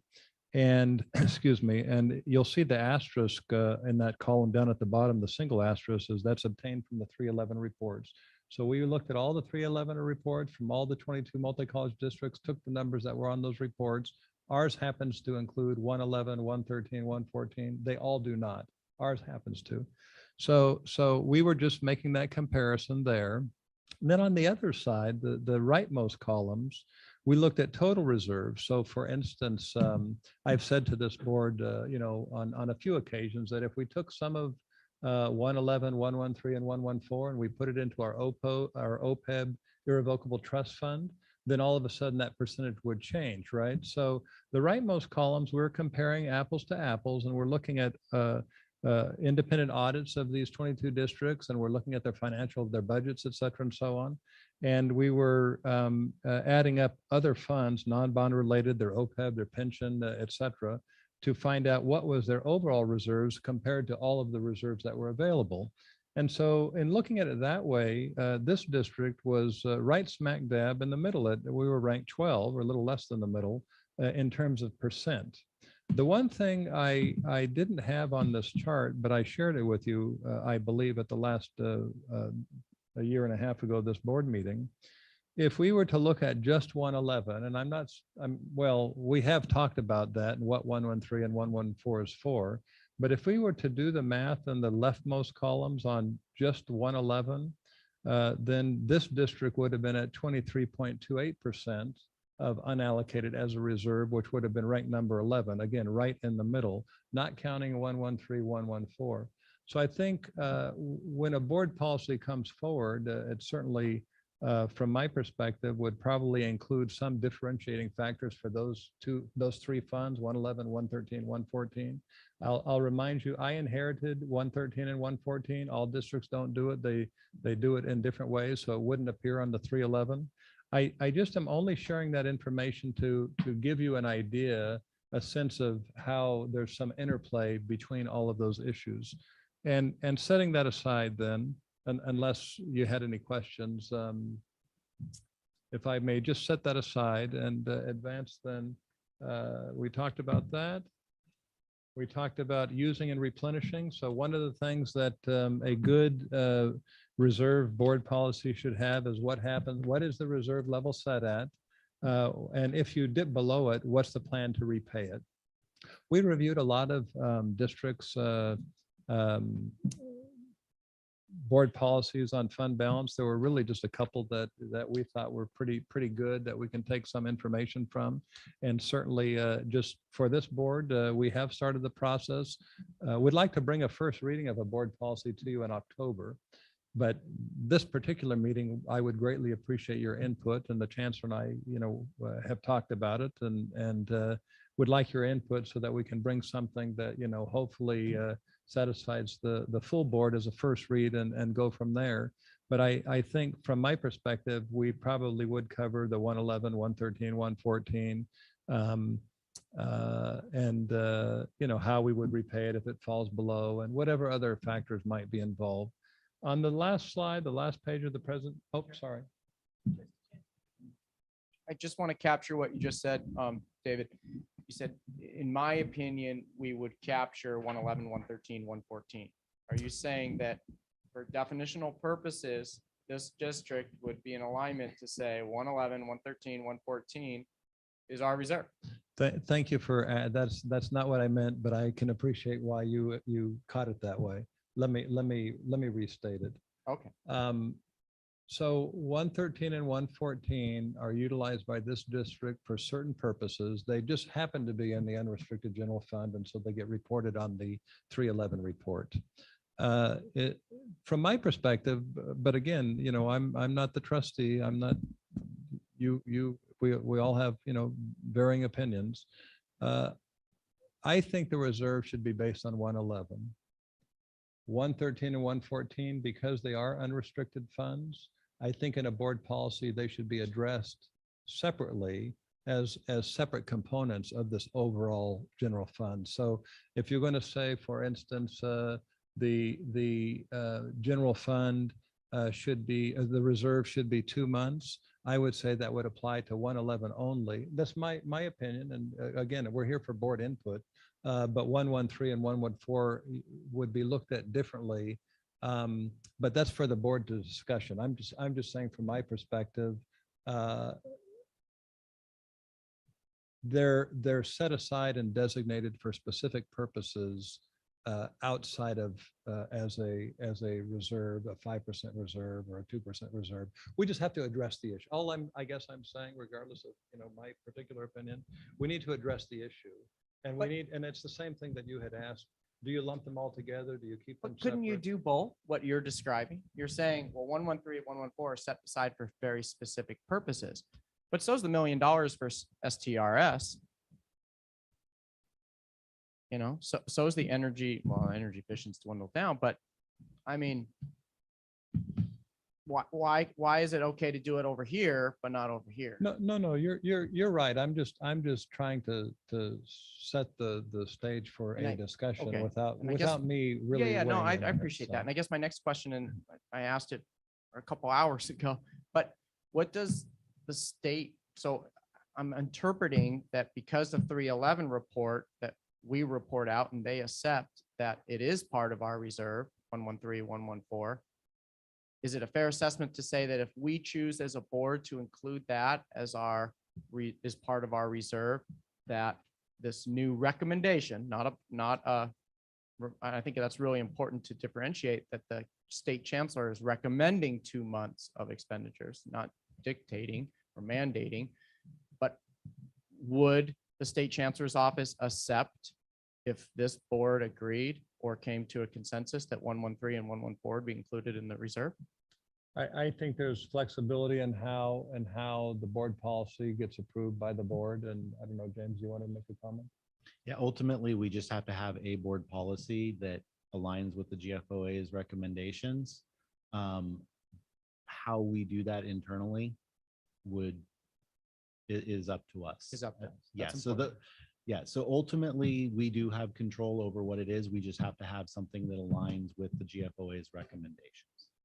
And yes, thank you. And I would also add, this board has heard me say, you know, a few times, if we were in dire financial need and needed funds to help mitigate layoffs, et cetera, and so on, I would be the first one to recommend clawing back some money in 113 and 114, because it is unrestricted dollars that came originally from the unrestricted general fund to help with that process. Now, whether it would be the full amount or a portion of it or what have you is another story, but so certainly hopefully we don't come to that ever. Just to push a little bit in a very kind way, you state that if there was a financial, you know, crisis, you would advocate to pull some money from 113, 114. But I'm just curious, then why are you stating that your recommendation at this point, but it's up to the board to not include that in our reserve when we submit to the state that here's our dollar amount to make sure that we are very well prepared for a two month. I'm just saying the three funds, the way they're structured today, should be identified. That's all I'm saying. They should be distinctly identified and addressed in a board policy. Yeah, I would add that it's less in our interest to meet the state chancellor's intent than to meet our interest. So for probably good reasons, obviously a lot of us weren't here at the time. 113 and 114 were established to solve a problem. They seem to be doing that and have done that for some time. The total cost of ownership, the things that have already been referenced. It's a mechanism. And that mechanism does have some fluidity in that we can stop and start if we needed to. But I do think it's in our interest to have a reserve that's truly a reserve, that's not money that's committed elsewhere as a mechanism to do what 113 and 114 do. So it's really an and in my mind, but it's less about what the chancellor's office is asking us to do than what I think I would recommend us do in our own interest in terms of our own financial stability. And that would be to look at 111 as the reserve. I mean, things would have to get, if we had a reserve policy that kept 111 at 2 months, 3 months, whatever that range is, and we depleted that for some extraordinary reason and had to go into 113 and 114, we'd be having some bigger conversations for sure. Just to clarify, if we went into 113, 114, we have to sweep it back from the colleges technically? Technically, yes. So you guys see it coming. We're going to sweep the money back. What are you going to do? I'm asking them. I mean, I think you guys know where I'm going with that. I mean, we've seen it happen before in K-12 that we did it in the Canal one year. We went back and swept back the ending fund balances from any schools that had any because of tough financial times. Guess what? There weren't any the next year. I'm not sure those were wise expenditures the next year, but there sure wasn't any money left over. And so that's my only concern with considering sweeping money that colleges have and are planning to spend on something. If they see that money at risk, how, what's the intentionality then if they really want to save it towards, something that's bigger and better for our students. And so I just would like to consider that as, in this process of moving forward, that if we've allocated funds to the college and they're, maybe it's in the policy that we know if, like we've said, if it's in a savings account to build a new, serve hot food at the campuses, that we know that's what they're, putting it towards. But they also, if the roof caves in on their gym, they're going to have to pull it out and fix the roof that caved in on their gym. There's just, that's kind of what that was the other thing of the special initiative that was originally set, money set aside in case something catastrophic happened. But I just think we need to be careful about, pulling money back that we've allocated out as, and calling it a reserve. That's my concern with it when we've talked about it, and that's why I feel that way. So Trustee Torres. And then Dr. Hopkins. My comment to Fund 113 and total cost ownership, it's something that comes over utilities, and that's one of the many revenues that comes in that were unexpected. So in terms of utility is what kind of happens district-wide. But also in it, because I remember 113 is we discussed it depending on the need that we can put a stop to it as a board and then restart it again. And those are conversations we had early on at the Administrative Services Committee. And I think that at that time, when this was implemented, which I believe it was in 2012, it was a recommendation from the accreditation, but we also look into as we're moving forward, it's been 10 years since then. And as we're looking into how do we best in equitable time, especially as we're looking very much in equity, what is it that we need? Because this is very something that we have in place as a district that we decided is not something that is necessarily best practice that other districts are doing. And I think it warrants to be able to have a conversation. So if something should happen and we have our funds in 111, God forbid something occurs in the zoo and we need to be able to remove funds from there, it doesn't necessarily have to be Fund 113. It could be Fund 111. And that's just a conversation. I think there's a way to discuss of how do we use our money and not necessarily have them restricted, because when I think of Fund 113 and 114, I look at those funds as restricted funds, but to the public, it does make it seem as I have a reserve right now of 76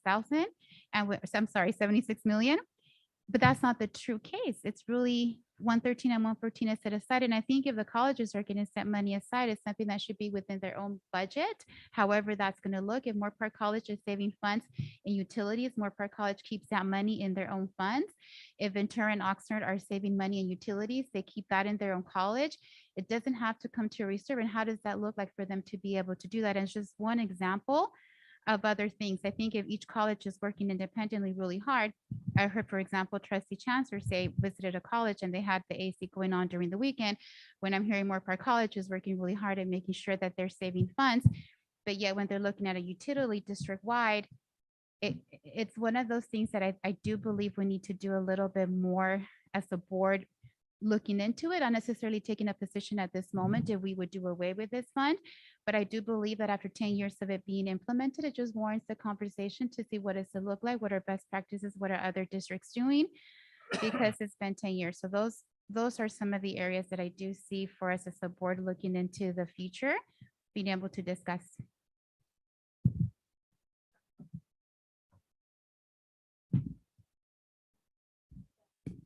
My thoughts, or I kind of understand what Dr. Elfatel is saying.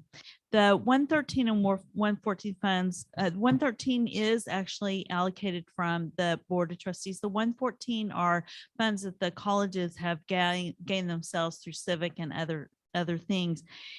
I'm not saying that they wouldn't or couldn't be part of the reserves, but as you're writing your parameters, make sure it's the last budget that you would hit. I mean, I could see if something was really happened and that we needed those funds, that, you know, they could be available, they could be reallocated, but that would be the last funds that I would hope that parameters that you would put. And then also you give the college the option of deciding, you know, is there another way you could come up with this, or does it have, or is that where you want to pull the money that's needed for the district as a whole? This actually has happened in around 2008. The budget was, we were given a deficit by the state, or maybe they gave us one of the IOUs at the time, and each college had to come up with their equivalent of around $1 million. And through cutbacks on various things, the colleges were able to do that. And if a college needed to preserve their 113 or 114 funds for a special project, then we would need to find the money elsewhere. So I think that you can create parameters around that, would still make sure that that's just really protected and you know, designated for the colleges. But in the event of, you know, something catastrophic, that it could be reallocated. With questions, and then we do want input from staff. That was why we asked you here. Well, you've asked a lot, so I want to hear from the other two presidents first, please. Vice Chair Mantooth, Dr. Sokunu. Yes, you asked the question, if we scooped up the money, what would happen? So the bulk of the money from Moore Park College would mean that we could not go ahead and do the refurbishment that we plan to do to our campus center. That campus center is as old as the college. The infrastructure that undergirds that building consistently is in problems. So we would not be able to do that. The other piece is that as a college, the money that we really use to do some of those things on program review that you referenced, Trustee Chancellor, that we might not be able to do, because we've said, okay, we need a new program. What are some of the startup costs for that new program? And it's in this particular fund that those funds are. So we would have to make a choice, you know, what arm do we cut off, right? But that's basically what that would mean.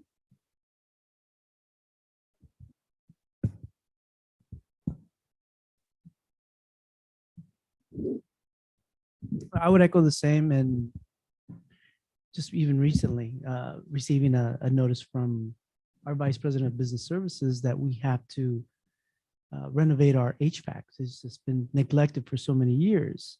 And how do we support that? And this is my opportunity to defer over to my Vice President, since I'm still new to our budget. Any other items? The only thing I would add is that I think it's already been said that existing commitments would have to be changed. So here's one at Oxnard College. We did a study about our Child Development Center, and we made a decision to invest in reopening the center, reinvigorating the center. Part of that investment means that the center isn't self-sufficient for 3 or 4 years. We use funding in 114 to pay for the difference in that. So if that money were swept in this current period of time, that would have a dramatic impact on our ability to maintain the Child Development Center. So things like that. I apologize. Perhaps I used a poor example. So I don't know if anybody will listen to this comment, after my first comment. Some of you know that my first 7 years, I participated for 5 of those 7 years with major pink slips and layoffs for faculty and classified. And that just happened to be the circumstances I came into working in education. So my comment about clawing back 113 and 114 really is as a last resort. All the comments that have been made here by the presidents, et cetera, there's a process that we would go through. I brought actually some expenditure reduction lists to the board in board items saying, here's at this stage, the process, what we would do. And so it certainly would be a governance process that we would go through and do the kinds of things that has been mentioned.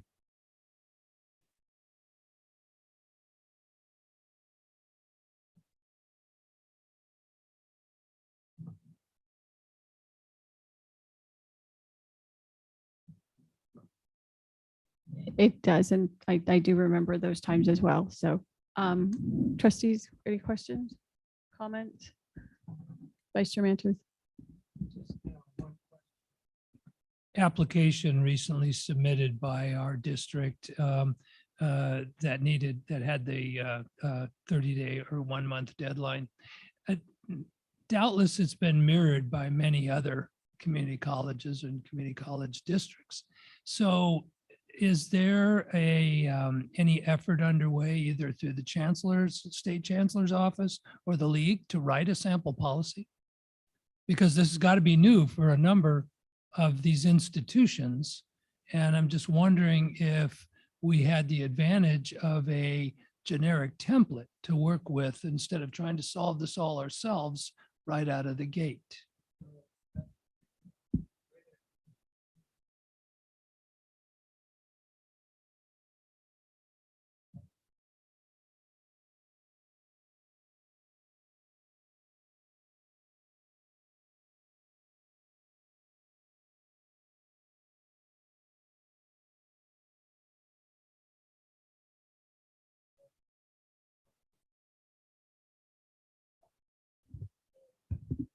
Thanks. Chair McKay. So we're going through those. I will look into it and maybe James knows something that I'm not aware of. Yeah, well, as a follow-up to what you just said, and not to make our discussion any more difficult, but could you elaborate on the statewide conversations about looking at 3 months reserves as a potential recommendation? Those are informal conversations, and I think they've come out at conferences and so on, your Okay, so board not conferences, formal. et cetera. No. Oh, okay.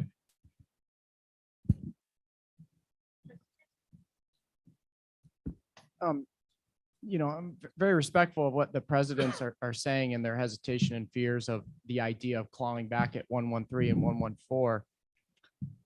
But never in the history that I've heard has a community college district had to magically come up with 2 months expenditures. Like, it's never been that bad. And if it got to that point, I don't think people would be worried about air conditioning. And it's not I'm not trying to be reactive here, but I'm just stating, like, it would be financial collapse, and like colleges would necessarily be closing down to a point if the state said we're going to completely shut off funding.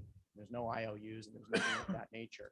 So to sort of paint this picture that it's very feasible or very realistic that we're just going to come in and take some money when we're a little bit short. I mean, we're nearly at the 2-month expenditure with just our 111. But to now state that we're gonna have to add to our reserve to meet this self-imposed classification of not using 113 and 114. I think we can achieve both with some tight language, as President Hoffman's mentioned, as a very, very last resort, but with the understanding that if this occurred, it would be financial collapse. This isn't just like a bad or a mild recession. This would truly be something devastating. And to comment on Chair McKay's, idea that how would the colleges feel if we're going to pull money back? We're already doing that. When we carry over money and we say, hey, we have program review and there's all this need, but keep saving, keep building. We're doing that now. And there are losers in our colleges in the sense of program review of programs not being fully funded. So to this idea that we're only going to do an economic downturn and then pull money back, we're already. That's the way I see it. And when we're not fully funding these programs and growth and opportunity for our students and still holding on to $76 million, that's a huge missed opportunity.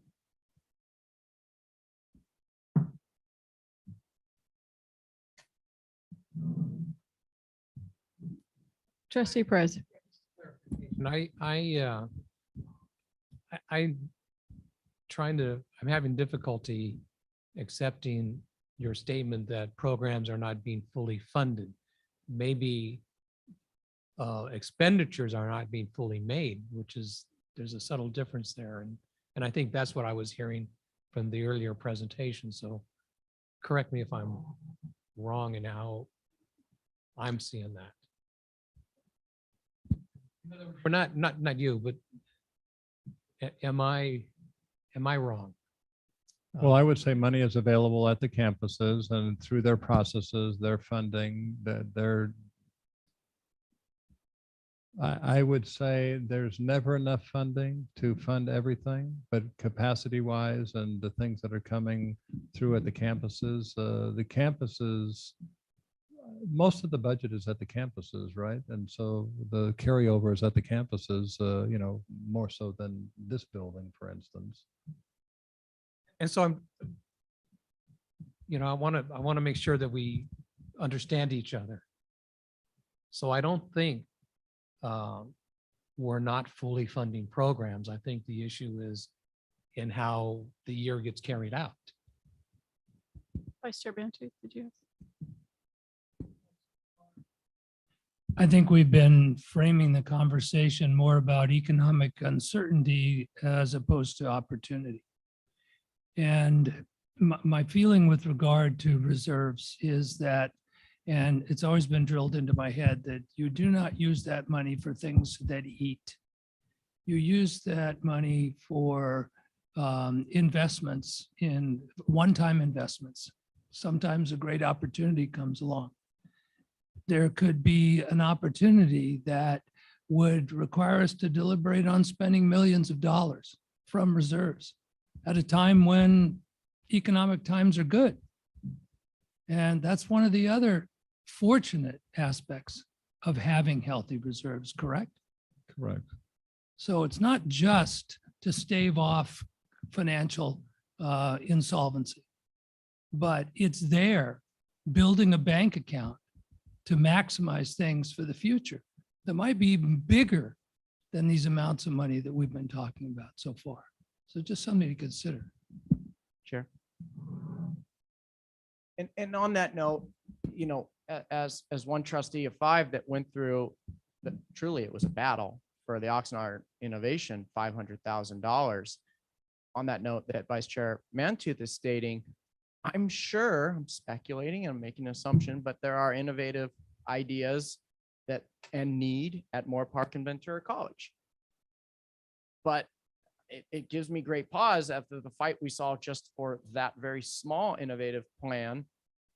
I don't know why we're not getting those things coming at us now. And I worry that if they did, is that going to be a struggle? So it's very confusing to me, but I think it all circles back to the need of a reserve policy for some language of what we should and can and do with these dollars. policy, I think we sent away for the money saying that, sort of committing that we would have one. So that's going to have to come up with it. I have a couple comments. First of all, I didn't consider it was a fight about process, not about allocating funds. And so that's a difference to say that it was such a terrible fight.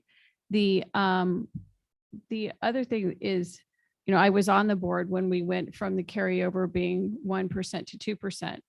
I was sitting in the audience, not having been elected to the board or running for board, whatever it was, when the instruction to the colleges was buy stuff in the second half of the year because we budgeted this, but odds are it's going to get cut mid-year. So unless you want to do mid-year layoffs, save your buying stuff till the second half of the year. So there is a perspective of when, the first budget thing like this that I sat through was all about, we're probably not going to have this money. And in fact, they didn't.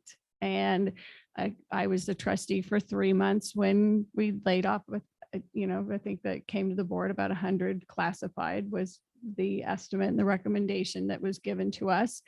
That was a tough vote. It was April, so my fourth board meeting.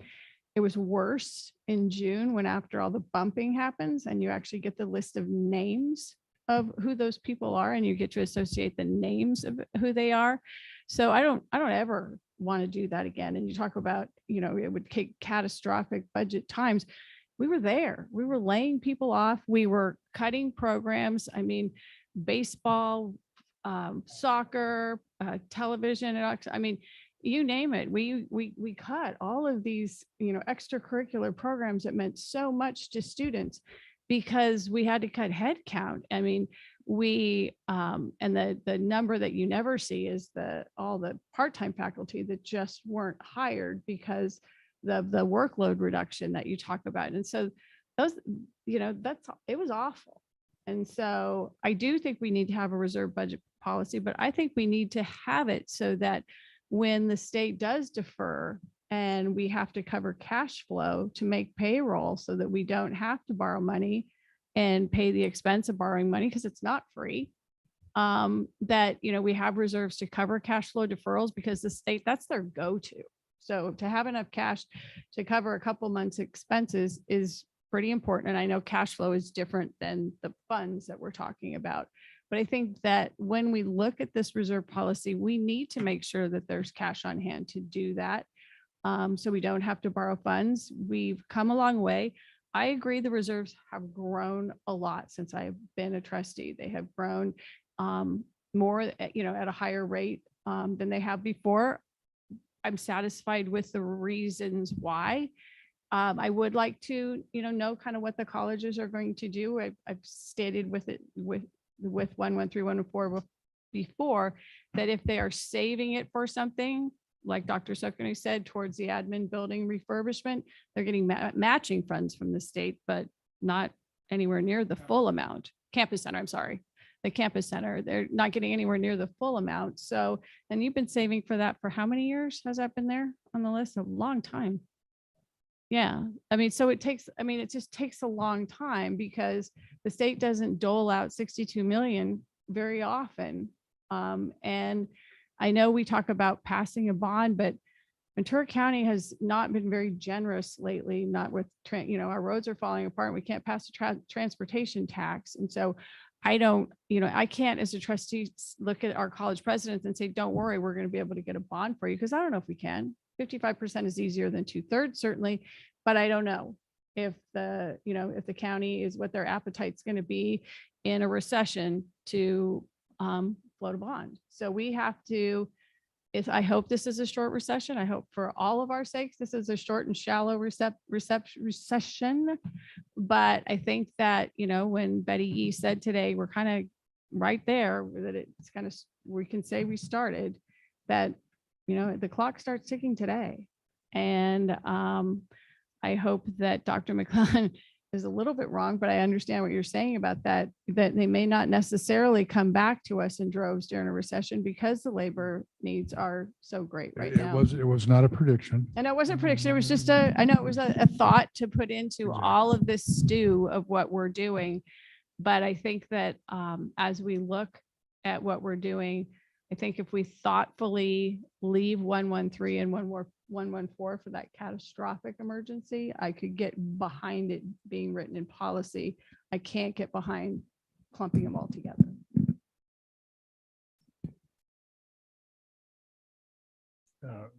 If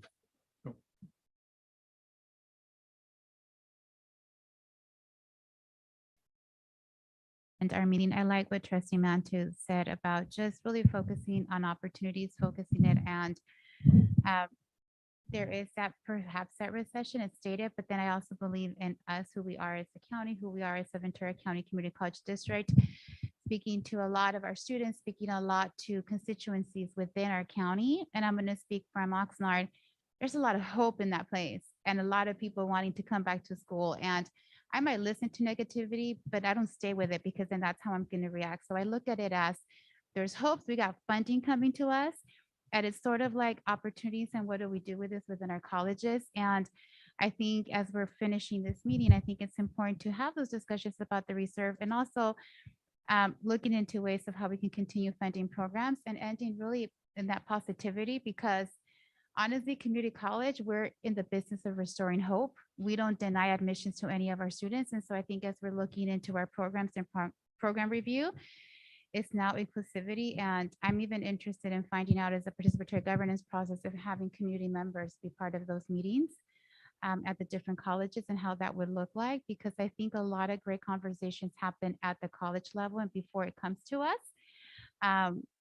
It's kind of been through that participatory governance process. And so as the board of trustees, and maybe this is something that our chancellor can let us know how that would look like in participatory governance process, to also have community members be part of those discussions. And so we have really an inclusive moment where we have faculty, classified students, and also community members who are interested in being part of those conversations and meetings as we look into what is in the best interest of our colleges. So with that, I just wanted to save my final comment and staying positive and looking into hope and things that we can do as we're moving forward.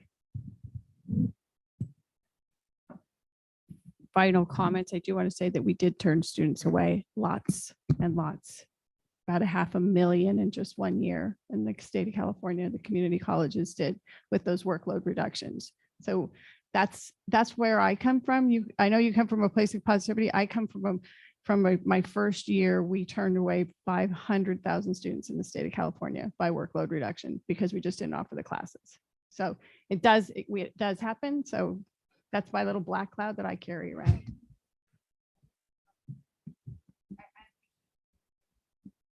Be able to look into that perspective. I think it's important. And then it's how do we move forward to make sure that that doesn't happen. And those are our conversations. And that's where the reserve is going to come in as we're looking into what do we do.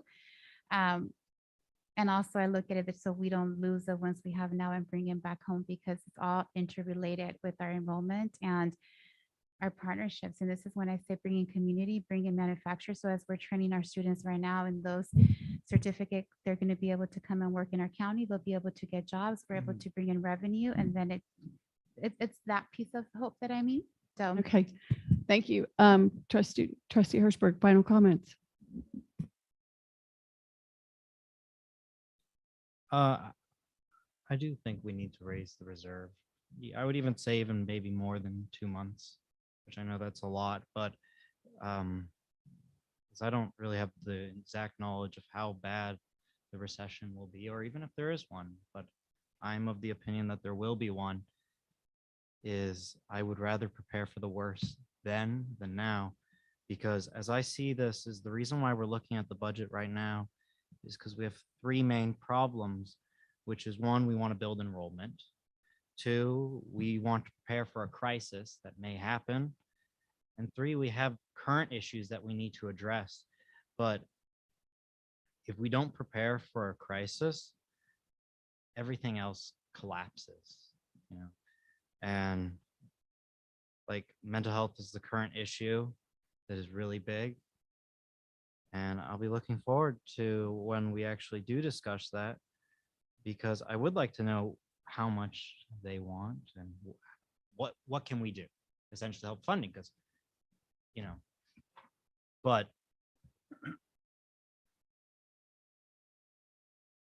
I guess if the student perspective, there's just two big things with budget right now is that one is mental health. That's what they're really big on. And second, I know we haven't really talked about this one, but it's the parking situation. And the problem with the parking situation is that there's currently, I believe it's on the HERF fund is we're paying the police on, right? Or yeah, that's a temporary fund. What do we do once that, because no one wants to pay for parking. And the numbers that were given was a $50 and that's half of a grocery bill right there. And so what I could say is we need to address current issues, but if we don't address for a crisis, whatever issues we have now will be tenfold worse. We have a mental health problem right now. It's just going to be worse.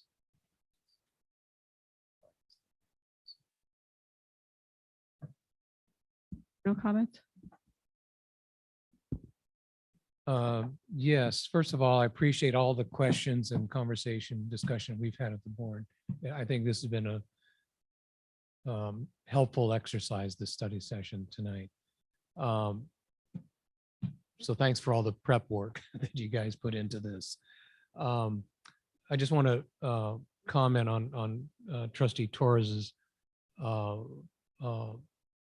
desire to have more public participation in the public governance, participatory governance efforts. And so I heard earlier in the evening that the meetings are under Brown Act, and so they're publicly noticed.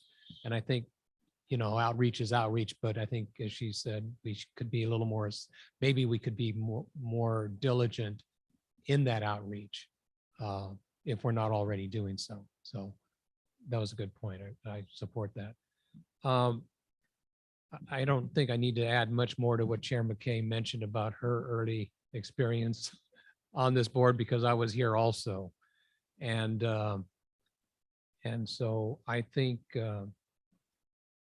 and I've seen over the years, the colleges doing their part in their future planning at the present time, for that time when they're able to accumulate the funds to provide facilities in most cases to serve the students to the greatest degree possible. And so, it would be my view that we should come up with a policy focusing on 2 months out of the 111, and do our very best to not do our very best, but if there's language that I think I heard you say, Chair McKay, should be included, it should, what was that famous or infamous term? Put 113 and 114 in a lockbox. So that to give the colleges comfort in knowing that their planning will not have been for naught. Thank you.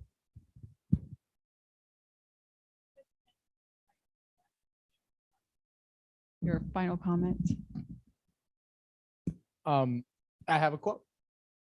And it is, an increase in the codified reserve percentage level removes money needed to reinvest in our students and communities and hinders the colleges in fulfilling the requirements to increase academic success and completion rates.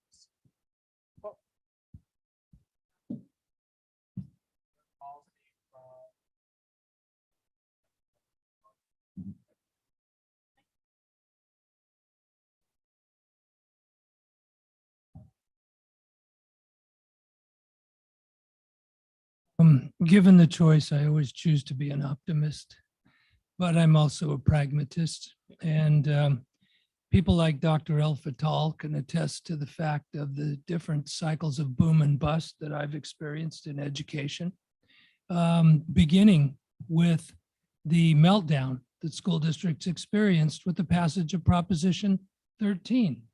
I was working at a school when that happened. So obviously I'm no spring chicken. And also recognizing that you can have hold harmless levels, you can have Proposition 98s, but as goes the economy, goes funding for education, public education in this state. And the legislature has shown us over and over again the kinds of mechanisms they will employ to shortchange us of our money when circumstances dictate that, as 2007, 2008 will exemplify.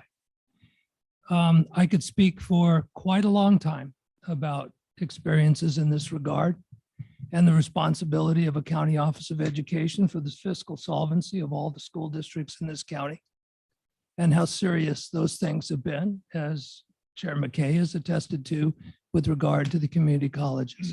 So it's real, and we have to be prepared for something like that.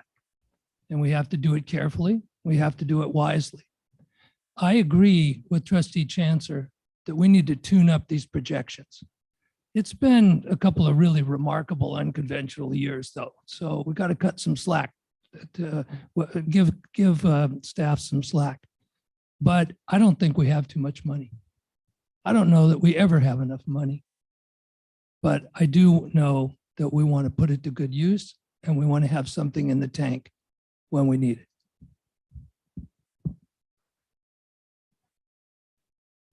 Thank you. First of all, I really do want to thank everybody who helped put together today's discussion, this evening's discussion. Behind the scenes, there are dozens and dozens of hours and people involved in putting this information together. So, and I say that because I want you to know that both based on my joining the district and since joining the district experience and information gathering, I have confidence in everybody who's presented tonight in the information that you're giving the board and the intent which it's coming to you. So that's an initial assessment. There'll be some adjusting over time, but I want the board to know that from what I see, I have confidence. If you count my very first work study job, I am now in my 43rd year in higher education.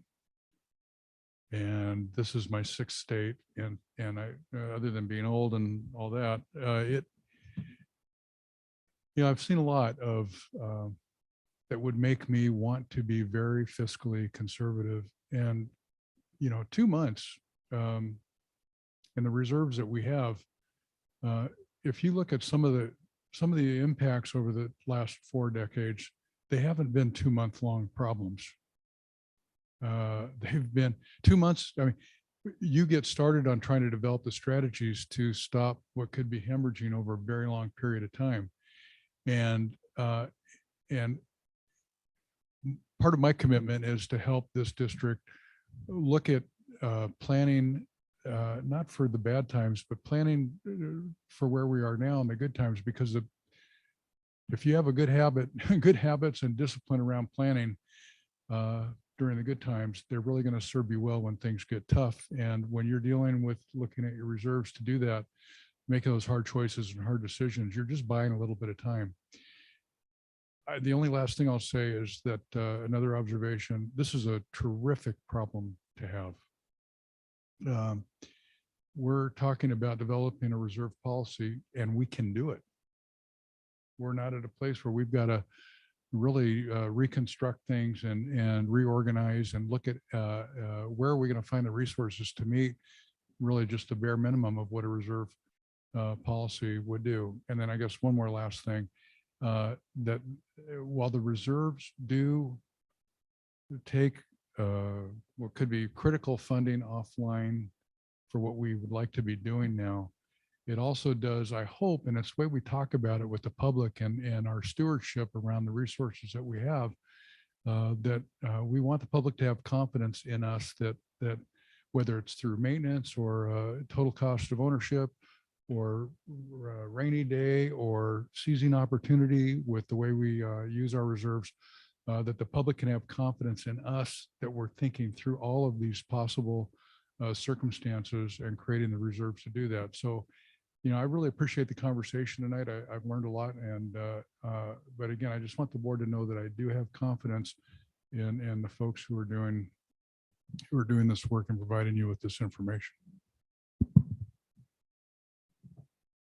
have anything to say before my closing? Okay. First of all, thank you very much. This was an enormous amount of work. And I hope it finally answered some of the questions, Trustee Torres, that you say you've always wanted to have a chance to ask. Were your questions answered for the most part?